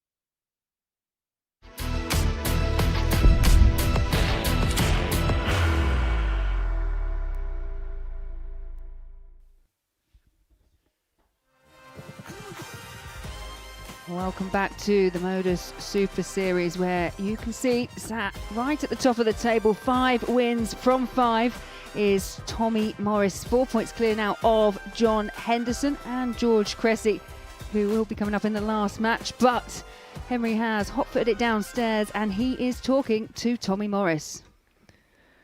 Tommy, many congratulations. Perfect day for yourself. It felt like a good start, really set you on your way. Yeah, definitely. I mean, like I say every time, the room is great for me, having a good bunch of lads to start with. And I'm not a stranger to this building, am I? So to be fair, I've sort of warmed to the stage like I normally would. What facet of your game were you pleased with the most? Because there was a lot of good things out there. Yeah, do you know what? My whole standard and my whole mentality has helped me a lot being on the Pro Tour. I've sort of upped my game a little bit, you know, playing with the pros, having Mervyn King as my guidance, you know, certain things like that, and having people like Daryl Gurney and Jermaine Watamina saying, wow, you're a good player. For me, it's a bit of a confidence boost. And going into the game, for me, it was just so chilled out. And I know today is not going to win me the week. It's not going to win Saturday. It's getting to Saturday is the key. Getting to Saturday is the key, is like always. And to be here sort of 10 times, I know I can do it, you know. So it's something like I feel welcome here all the time. And my game's great at the minute. Coming into today, I thought, you know what, I looked at the names, I thought this is going to be good for me. So, yeah. Playing the Pro Tour this year, has it forced you to play at a level consistently that perhaps we haven't seen from you in the past? Oh, most definitely. I mean, a lot of people that are close to me know that I only lost my wife in January. My third child was born and she lost 3 litres of blood. So for me, it was a bit of a kick up the butt, so to speak. Nearly sort of being a full-time dad, you know, coming back down to earth sort of thing has given me a boost. And I'm a real family man, you know, and for me to sort of give up this and give up my day thing that I do to be a full-time dad, this has really spurred me on to do well now. And this is, in my head, this is why I'm playing great. In terms of tomorrow, is it just a case of going again, doing the same things again if you can? Yeah, of course. I mean, I think I've won Group A now about 3 or 4 times, so I'm not no stranger to this group. For me, I'm like a ground. I'm off the tracks first go.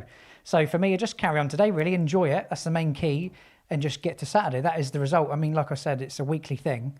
This is not going to change your life, but it will improve your game further on away from Modus.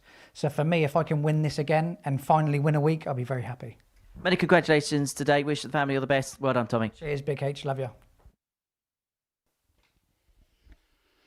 Yeah, great to hear from Tommy Morris, who has been the standout player of the day. But we still have a couple more matches to go. And the first of the 2 is Danny Lauby. He's taking on Steve Green. Now, both these players, they have not had a very good start to their Group A campaign. Neither player have picked up a win, have picked up any points.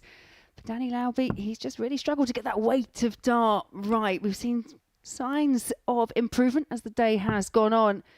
But as for Steve Green, he probably counts himself slightly unlucky.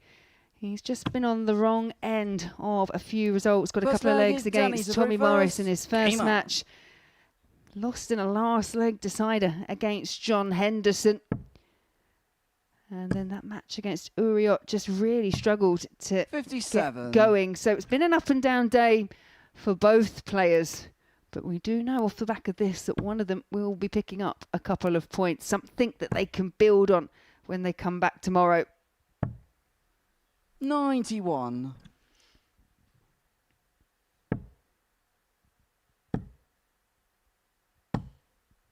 $85.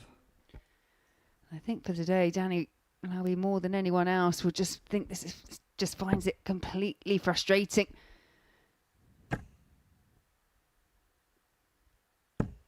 $100.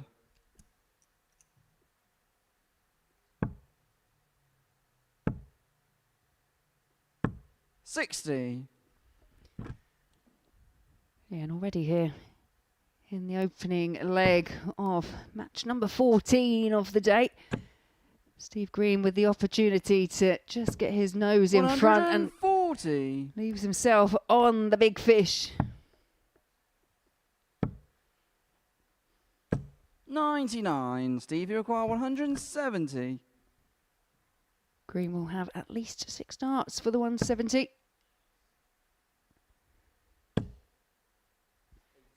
Doesn't find the second treble, so just will look to set up. 84.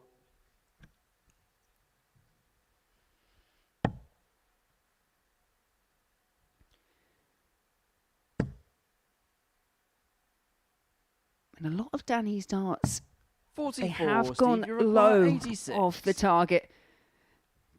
Be it the treble 20s, be it the doubles.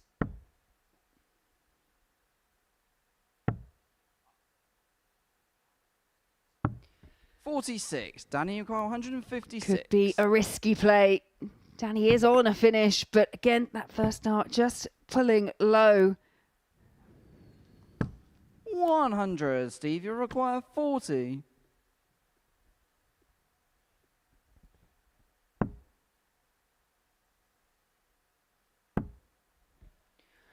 Double 10. 30. Oh, it's a Danny, you real require let off and 56. disappointment for Steve Green.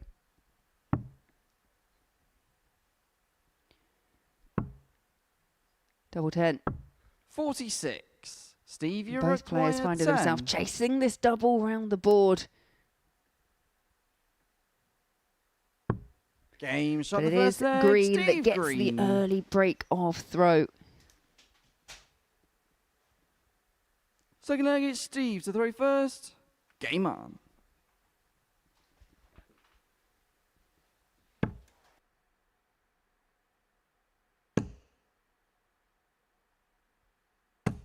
$100.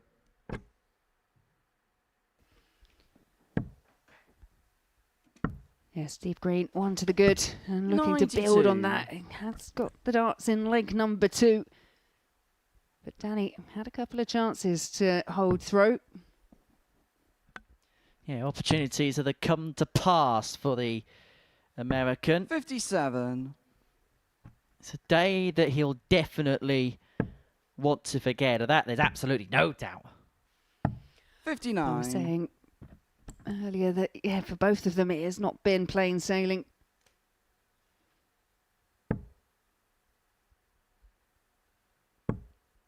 As I say, for Steve Green, there's an expectation attached to him for the first time. 140. And different people react in different ways. I remember speaking to Sam Spivey in the series after he made it through to the Champions Week. And we were talking 60. about how us in the media were talking about expectations on him. And he said, as far as I'm concerned, I'm just somebody that just goes out there, enjoys it. I'm still an underdog. That's the mentality. I just wonder whether Steve Green still got the mentality or whether this 60. time, because he's achieved what he's achieved, he thinks, do you know what? I want a taste and a thirst for this again. And sometimes you can put a bit too much pressure on yourself by doing so. Yeah, I imagine he has got it's that want to get back into 82. position. Steve, you've got We know full well that 144. we've seen people win Champions Week and not be able to come back to try and defend that title. That's how difficult it is just to win a week. So the fact that he's made it all the way through to Champions Week 40. final, he's the runner-up. He's just got some unfinished business. But it's almost like going back to square one. You have to win a week. Well, Neil Dusnall made a Champions Week final. And how many cracks has he had at it now? 84. Steve, you require 104. Yeah, 7 titles to his name.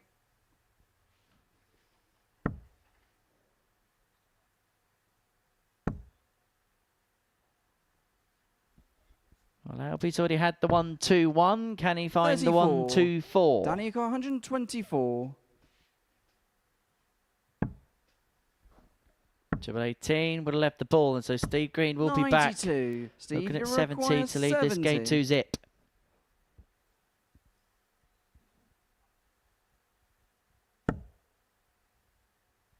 Yeah, 18 scored. 52. So double 16. 54. So Danny, you often we've seen that require from Steve 32. Green. Just a fraction the wrong side of the double. Awkward. Very awkward. Particularly because he's a southpaw. No score. Steve, you require Isn't 16. it ironic? When he didn't want the double 16, he gets the double 16. It's like a traffic jam whenever you're out late. Game shot on the second 2-0 leg. Steve Green. Sorry, I was just trying to decipher what you just said in my head. The leg is Danny to throw first. Game on. Tongue-tied live on television. Yeah, isn't that ironic? You're tongue-tied. 140. Got tickets to go and see her in July. Have you? Yes. Alanis Morissette. 93.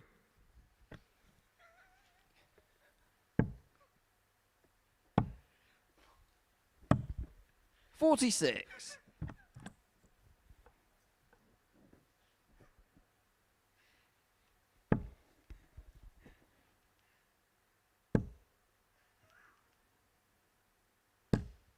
$100.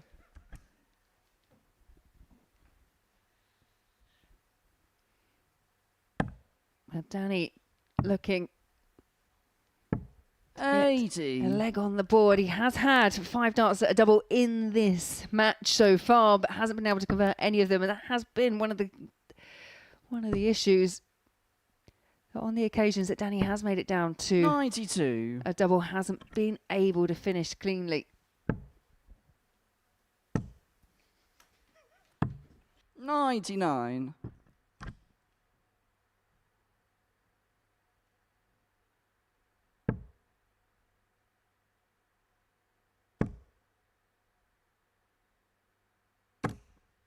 $60. Danny got 136. 136. Already seen the 136. 60. Steve, you got Today, 156. that was Tommy Morris back in game number 2.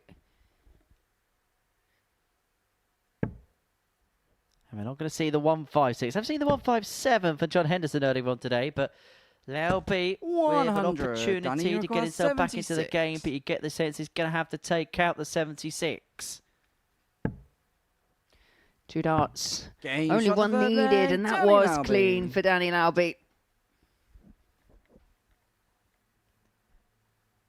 Back to 2-1. Fourth leg, it's Steve to throw first. Game on.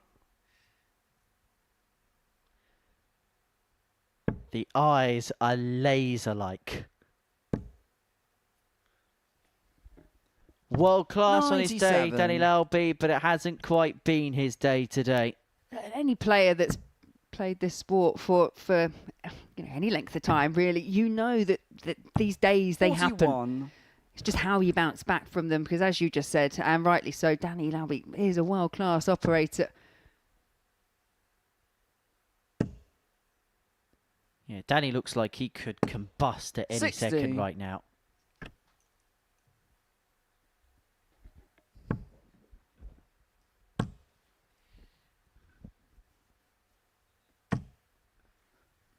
$30.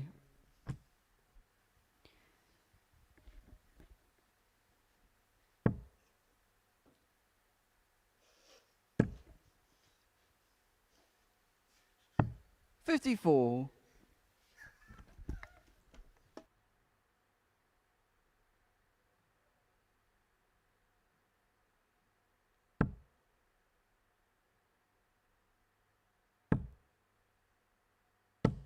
$43.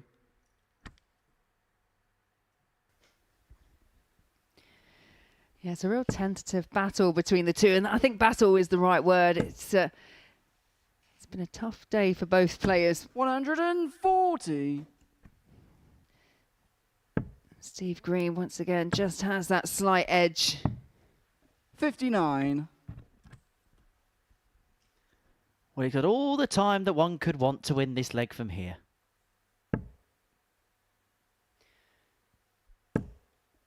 And often when you've had a day like, well, really, both these players have had, 100. someone will come up and say, oh, God, what went wrong? What happened? And you can't pinpoint it to any one particular thing.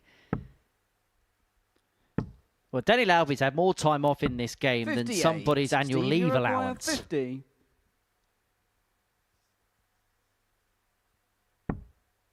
Double 16.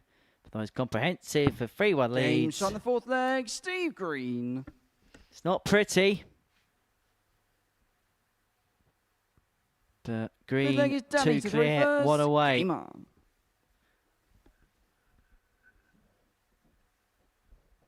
For Danny Lauby, the nightmare day is almost over. 100. He's on the canvas again, waiting to be knocked out.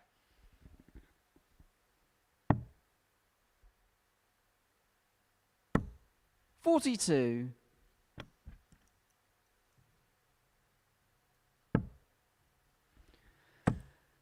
Danny's still battling away. 100. And back-to-back visits of 100. I mean, he is on track. I mean, Danny is at... Talk about him as a 99. world-class dart player, but also a very, very competent drummer as well. Well, he made a decision in his early 100. 20s that is basically his family said, look, you got to pick one thing or the other. Music or darts, and he went with the darts route, following in the footsteps of his dad, Danny Lauby Sr. He was a very good player back in the day.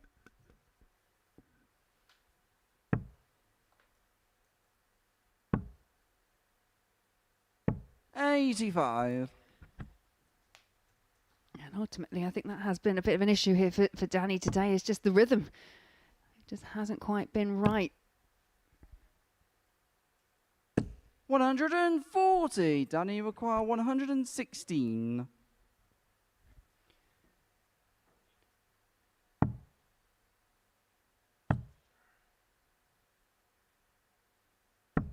$56. Steve, you require 80. Well, this for the match. The first points chalked up for Steve Green. It's tops. Game shot. And tops the is match, found, Steve and Green. it is Steve Green that gets over the line, 4 legs to 1. Disappointing day for Danny Lauby, not picking up any points. Steve Green, just the one solitary win, but you can see what it means to him. He leaves on a high. That there, the stats, but we do have one more match to go, and that will be contested between John Henderson and George Cressy.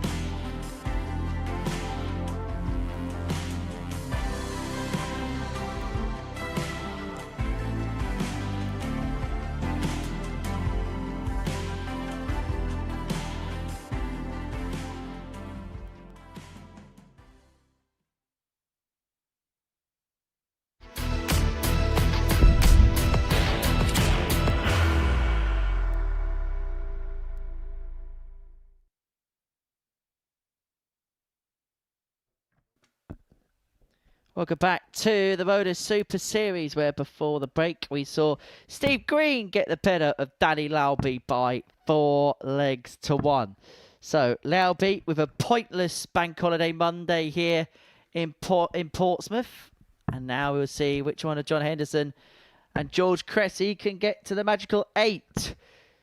Now find themselves a couple of points behind Tommy Morris coming into tomorrow's play. These two will play one another at the beginning of Tuesday morning session here on the South Coast. Now, I know some of you are watching with a day off. First leg is John to throw first. Hope you're enjoying watching Bank Holiday Monday darts. And if you are back at the 9 to 5 tomorrow and you can't watch live on Pluto TV, don't forget to subscribe to the Super Series YouTube channel, because 100. if you can't watch the action and you can't get a sneaky second screen in your office, then our tailor-made highlights are just for you. Available following the end of the day's play every day. They're about 20 minutes 60. long, and you can catch up with everything that is happening if you cannot watch live. Everything, and I mean everything, will be covered on that highlights package on the Super Series YouTube channel. Do drop it a 81. subscribe, and you can watch full session replays and catch up with various other bits happening around the live lounge in Portsmouth as well. 134.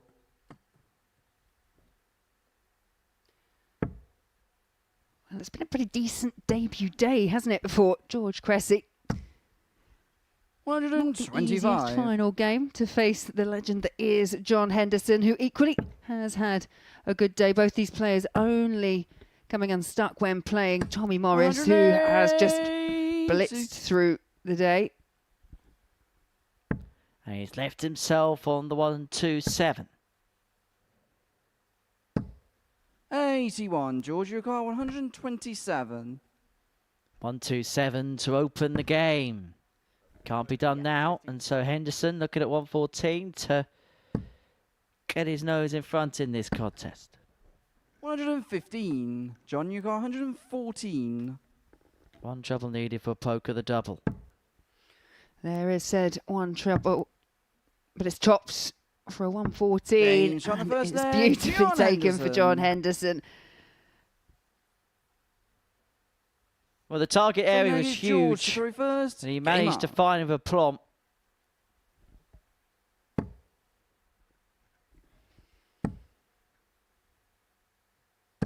$81.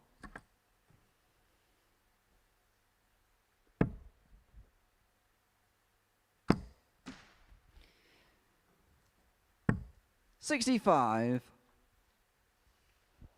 Unfortunate bounce out for Henderson. And that's that perfect dart for George. Just seems to be able to follow it time after time. 125. Well, that 114, the third time plus checkout for Hendo today. Following on for the 124, the 157. 100. Been quite a good day for Ton Plus checkouts. Yeah, 10 throughout the course of the session. Tony Morris with 4 of them, 136, 164, 167, 125. 100.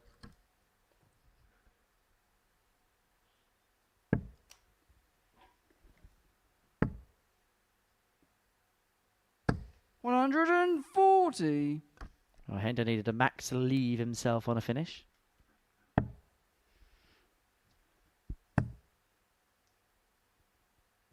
$98. Good find with dart number 3.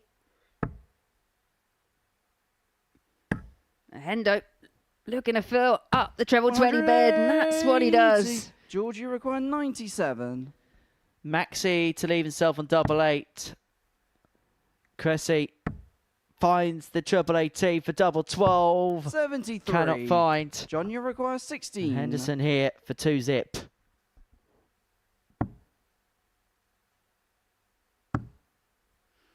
Across for double 4. 8. George, you require Not there. 24. And so Cressy to equalise. Game shot on the No second mistake with the leg. double George 12. Cressy. And we have parity in this contest. The leg is Yeah, John. you can to see the there just first. how good Game this on. contest has started off at. Just in excess of 106 average for George, and 60. John just shy of a ton. I think for John as well, when he said earlier that wasn't quite sure how sharp he'd be in terms of just that competitive edge. I think he's had a 60. marvellous day. Yeah, not much he can really complain about, really. I know there was that one game against Tommy Morris which didn't quite go to plan. 60. But he only had one dart and a double in that one. He was outplayed by Tommy, who, to be fair, in that game did play some decent stuff. He's won games in different manners as well. He breezed past Danny Lauby. He's had a couple of last leg decider wins as well. 100. He certainly had to go through the well today as the former World Seniors champ. 100. There is a bit of grit between the teeth there.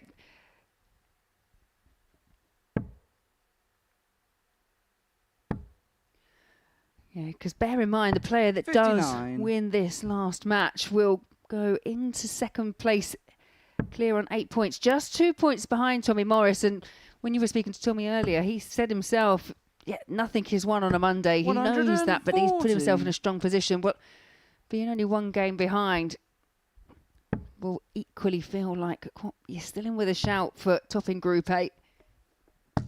58. John, you got 141. So 141. Trevor 19. Unable to find. That would have been his 4 for the day. 133. But he sets it up perfectly.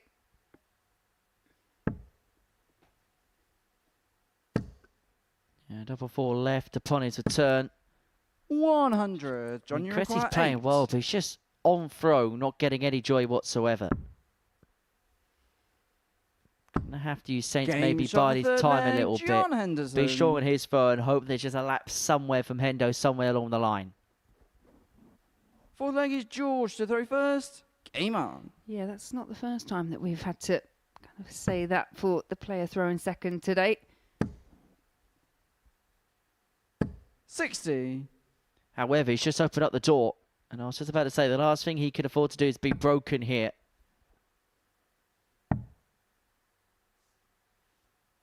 $81.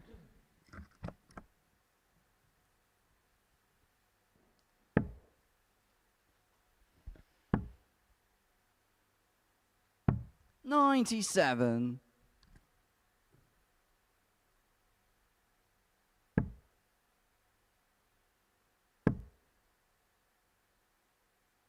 $60.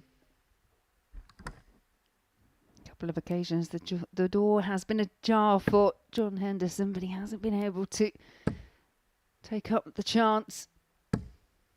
60.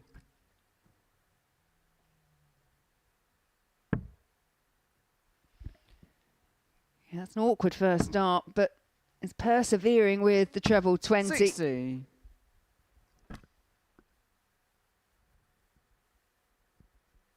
Well, the persistence didn't pay any kind of dividends. Cressy needed a couple of big trebles to leave himself first to finish. 54. Hendo can do that if he finds a couple of power trebles here.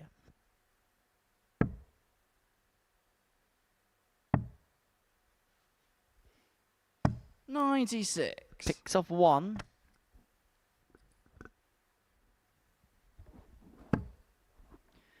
And that's a better first start for Cressy. 100. Twan leaves himself on the little fish. Well, Hendo would love to leave himself on double 12. Love to leave himself on double 12. 140. Not George, quite, you but require 64 130. more attainable than 130. Or is it?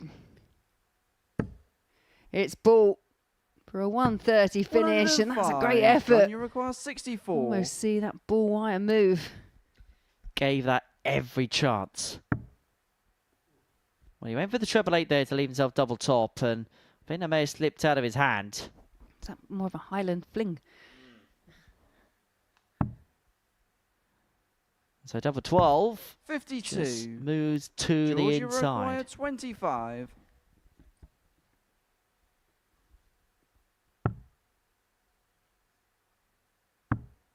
No score. Oh, now it's John, you Cressy's turn to be require going 12. high on that side of the board. And so double six straight down the pipe. And slotted in by Twan Hendo. Henderson. To get the breaker throw it to lead 3-1, finding himself a leg away Fifth leg is from John win to throw number first. 4 out of Game on. 5. A really good first day back here for the Highlander after a hiatus of around about 7 or 8 months now. 100.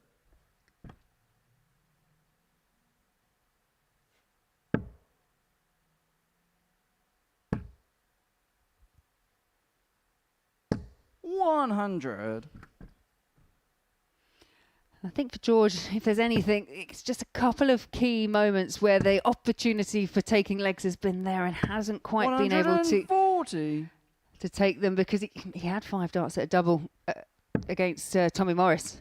Could have pinched a couple more of those legs and things might have panned out slightly differently. 97.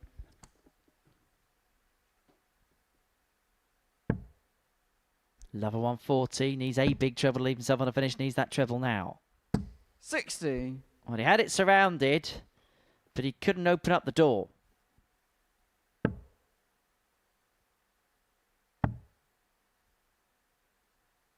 $134. Well, that leaves himself on the big fish. And it shows a sort of sharpness when it comes to that efficiency at setting up shots from Cressy. George, you require 170. 170. It's no longer on the cards. Now, I'm going to make a promise here. John Henderson takes out this 67. He's not going to do any John, kind you of require weird 67. hand gestures a la Tommy Morris. Just want to get the job done. And shot, gets the and the job match, done John with a Henderson. 67 checkout. Henderson beats Cressy 4-1 to end the day's action. 4 wins out of 5 for the Highlander upon his return to the live lounge. The first time we've seen him here in 2026, and it's been a largely successful return. The 4-1 win over George Cressy makes it 4 wins for the day, but it's Tommy Morris who tops the pile, having won all 5 of his matches on Monday. We'll have reaction and analysis to everything for the Pluto TV studio after the break.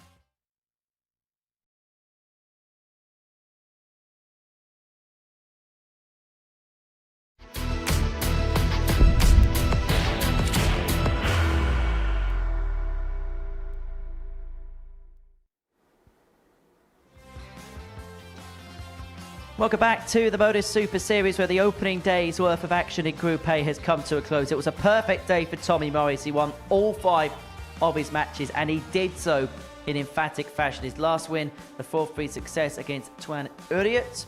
And this is how the table looks overnight. That 4-1 victory for John Henderson in the final game means that he finishes on 8 points. It's Morris who leads the way, having completed the perfect 5. Good debut day for George Cressy on 6 points. He won 3 of his games. There were some impressive performances in there. Twan, he'll be happy with the 4 points that he's got. Steve Green on 2 of those points left out there, whilst Danny Lauby, it feels like he's going to have to start again when it comes to Tuesday's action. In terms of our bank holiday bonanza here at the Live Lounge in Portsmouth, we've been watching it all in the company of Laura Turner. The weather's hot outside, and inside the darts was red hot as well today. Yeah, really good. And as you've already mentioned, the standout performer, obviously Tommy Morris, but great to see John Henderson. He's playing really well, really competitive throughout the course of today, and a good debut from George. So yeah, been really good, some really good stuff. Well, let's go through the players then. We'll begin with Tommy Morris. He won all 5 of his matches. Look, because of what he did on the Challenge Tour, what he's been doing on the Pro Tour circuit, there's a level of expectation that's levelled at his shoulders now. Finishes like the 167, the 164. He lived up to that type today. Yeah, and I think with Tommy, what you're seeing more and more, but he hasn't won a week here, and I know that is something that he wants to win. He wants to do well here. He came so close last time, where we were lost in the final. But what he seems to bring now is confidence, more confidence, which he's kind of developed whilst playing on the Pro Tour, playing in the as a step-up player in the 128, playing so well on the Challenge Tour, and you could hear it when he was speaking to you. He's got this different vision of darts and how it is for him at the moment, and he is just riding the crest of a wave. And it's almost as if when you're on the Pro Tour, that necessity to hit things, it's translated here, because what we haven't seen is him need 2-3 opportunities too often to get legs done. No, his finishing was brilliant. It was exceptional throughout the day. There was very few misses. You do need to play that well at the Pro Tour. I think Pro Tour can do one of 2 things, and we've seen it with players over the years, that it can kind of make or break you. And I think for Tommy Morris, he's just grabbing the opportunity with both hands, and it seems to be helping him play at a more consistent level and at a higher level. Good day for Tommy Morris, a perfect day for Tommy Morris, but it was also a good day for John Henderson. He won 4 out of his 5. Look, he admitted to us first thing this morning he didn't quite know what Nicky's going to be. He's been playing a lot more on the exhibition circuit as opposed to competitive stuff in 2026. But what we did see from him, particularly at the start, was a really good level of performance. It looked like it just clicked very early for him. He had to grind out a couple of wins, but I get the sense he'll walk away from this rather happy with his day's efforts. Yeah, when you're not sure quite what to expect, and you go to your first match, win it 4-0, just shy of a 90 average. Yeah, I think then your expectations are kind of set. You want to maintain that. As you say, got embroiled in a couple of matches, but came out the right side of last leg deciders. Yeah, 8 points, 4 wins. I think that's a good day for John Henderson. George Cressy, really good debut day for himself. I mean, we delved into the numbers before he started, and there was a lot to like in terms of what he was doing in the vault events. But as we know, playing in that and then playing on this stage, they're 2 completely different commodities. But it just looked like from game 1, he really settled onto the stage, didn't he? Really focused, yeah, really settled very, very quickly indeed. And when you consider, yeah, he's been playing the vaults, but the one thing I will take from that is a lot of those vaults that he's entered, he's winning. And that winning must breed confidence, and he's taken that confidence here. There were times where there were key moments where he just didn't quite take the opportunity that was presented to him, and it proved costly in the end. But again, on debut, you don't know what to expect. So to pick up 3 wins, 6 points, he's still well in the mix. Tran, I get the sense he'd be happy with day 1. 4 points, 2 wins, some decent performances in there. Yeah, a bit like George. We really didn't know what to expect, but we have seen some really good stuff. There was an 11 darter thrown in there. We've got a ton finish. Just lacking that bit of consistency. Maybe a bit nervous to start off with, which is totally understandable. He was speaking to you and he said never really played at anything quite like this. It's the next step up. And when you consider that you've got legends like John Henderson that are here, and you've got Danny Lauby who's had a tour card, then yeah, I think he's settled in and got better as the day's gone on. Steve Green picking up a couple of points. Now, we spoke about it in commentary, of course. He was the Champions League runner-up last time out. It's difficult to replicate, isn't it, once you've done something, and particularly maybe when you're under the radar and you win something, to then back it up the second time around. Yeah, it was a slow start. ultimately. A bit of a slow start for him and didn't really recover. And it was just this last match where it was him versus Danny Lauby, and both of them were on 0 wins. So one of them was going to come out with a couple of points. So it's about resetting, coming back tomorrow. The damage might already be done in terms of, going through as a table leader, but you can still try and jostle for position and get into Group B. As far as Danny Lauby is concerned, this is just a day he just wants to forget ever happened. Yeah, absolutely. We know the levels that he's got. He's played on some of the biggest stages in the world, and he's won weeks here previously as well. So we know what he can do. He just didn't seem to get the level right. That first start, it kept dropping, whether he was going for a treble, whether he's going for a double, it was low. If he can get that first start right and just come back in tomorrow just with a real positive attitude, then I think we should see more from Danny. We expect more, I think, is the other thing. Well, let's have a look at the table and let's get a perspective on what we can expect to see tomorrow, because Tommy Morris on 10 points. He's got a very healthy lead as well in terms of legs difference. There is perhaps a fear and danger that if he carries on the way he has, he could get this sewn up with a day to spare potentially. He could, absolutely. But I just think with John and George and the fact that obviously they're going to be playing him again tomorrow and again on Wednesday, they've still got an opportunity. If they can find a way of beating Tommy Morris, then the table opens up and becomes a lot more interesting. But if Tommy plays like he has done today, that is going to prove difficult for anyone. So he's top of the table with a 2-point lead. So the first day's worth of action in this group has come and gone. This is how the tournament bracket breaks down, because in Group B later on this week, we're going to see Lee Cox, Scott Campbell, Andy Davison in action. Group C, Adam Mould, Ashley Coleman, Kieran Ford in there. Interestingly, looking at the bookies odds at the beginning of the week, Ashley Coleman's the third favourite to go and win this week. It feels like he's finally kicking on. There's been a lot of promise with Ashley for quite a while. There's been a lot of clamour because of some of the things he does away from the hockey. It looks like it's beginning to click for him once and for all. It does, but he does find himself, I think, in a really difficult week, a really difficult group, and you're going to get 2 players from this group that goes and joins them as well. So, again, anyone that comes through, if they're going to have their work cut out. But Ashley, yeah, he's definitely shown that he's got the class and calibre to do good things. And in terms of Group B, Scott Campbell, somebody that's won a week here before, always plays well at the international pairs, and will be looking for that second title to back up what he did last year. Definitely, yeah. I mean, I've got a lot of time for Scott. I'm obviously playing for England, and he's the Scotland captain and things. So I know exactly the levels that he's got and the passion and dedication that he's got for the sport as well. So yeah, he's going to be one to watch. He's always dangerous when he comes here.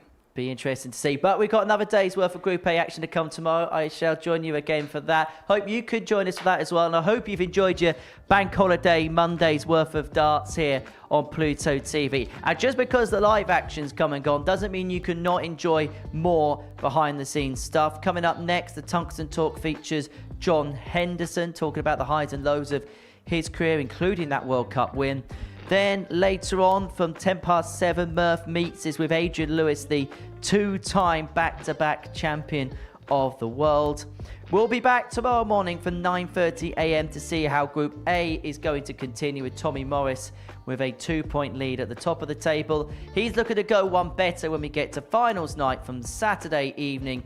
7:30 is the start time for that. Well, it was the gun that was firing on all cylinders on a bank holiday bonanza at the Live Lounge. From all of us here, take care. Enjoy your bank holiday Monday. Bye from us. The new Modus Super Series champion. Oh my word! It's another incredible moment tonight. Jeff Smith. It's matched out. 5-star performance. Pull for big fish. It's Jack Drayton!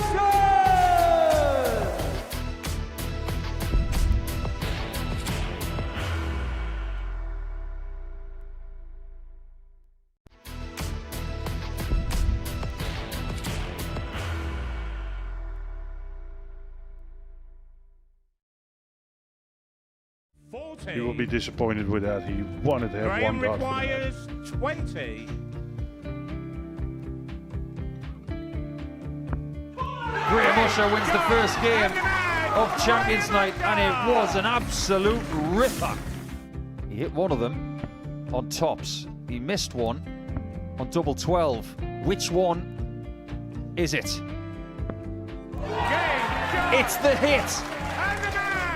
Outside opportunity for Andy Hamilton. Van der Velde should be getting a match start again here. He's already had one Mr. Dart at tops for the match to win 4-1. And he Dart at double 16 gets the job done there for Jurgen van der Velde. He gets over the line with a 4-2-6. Did he go over the tops, or did he just overshoot the single? Jimmy doesn't care. Jimmy just looks to eat this up to make the semi-finals for the second time.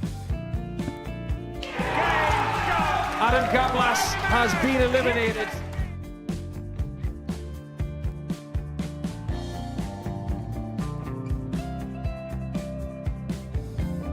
Keep us guessing. This time he's trying to leave double 18. He knows best, and he takes the lead. He's 2 darts away requires 86. from a Super Series final. He's 1 dart away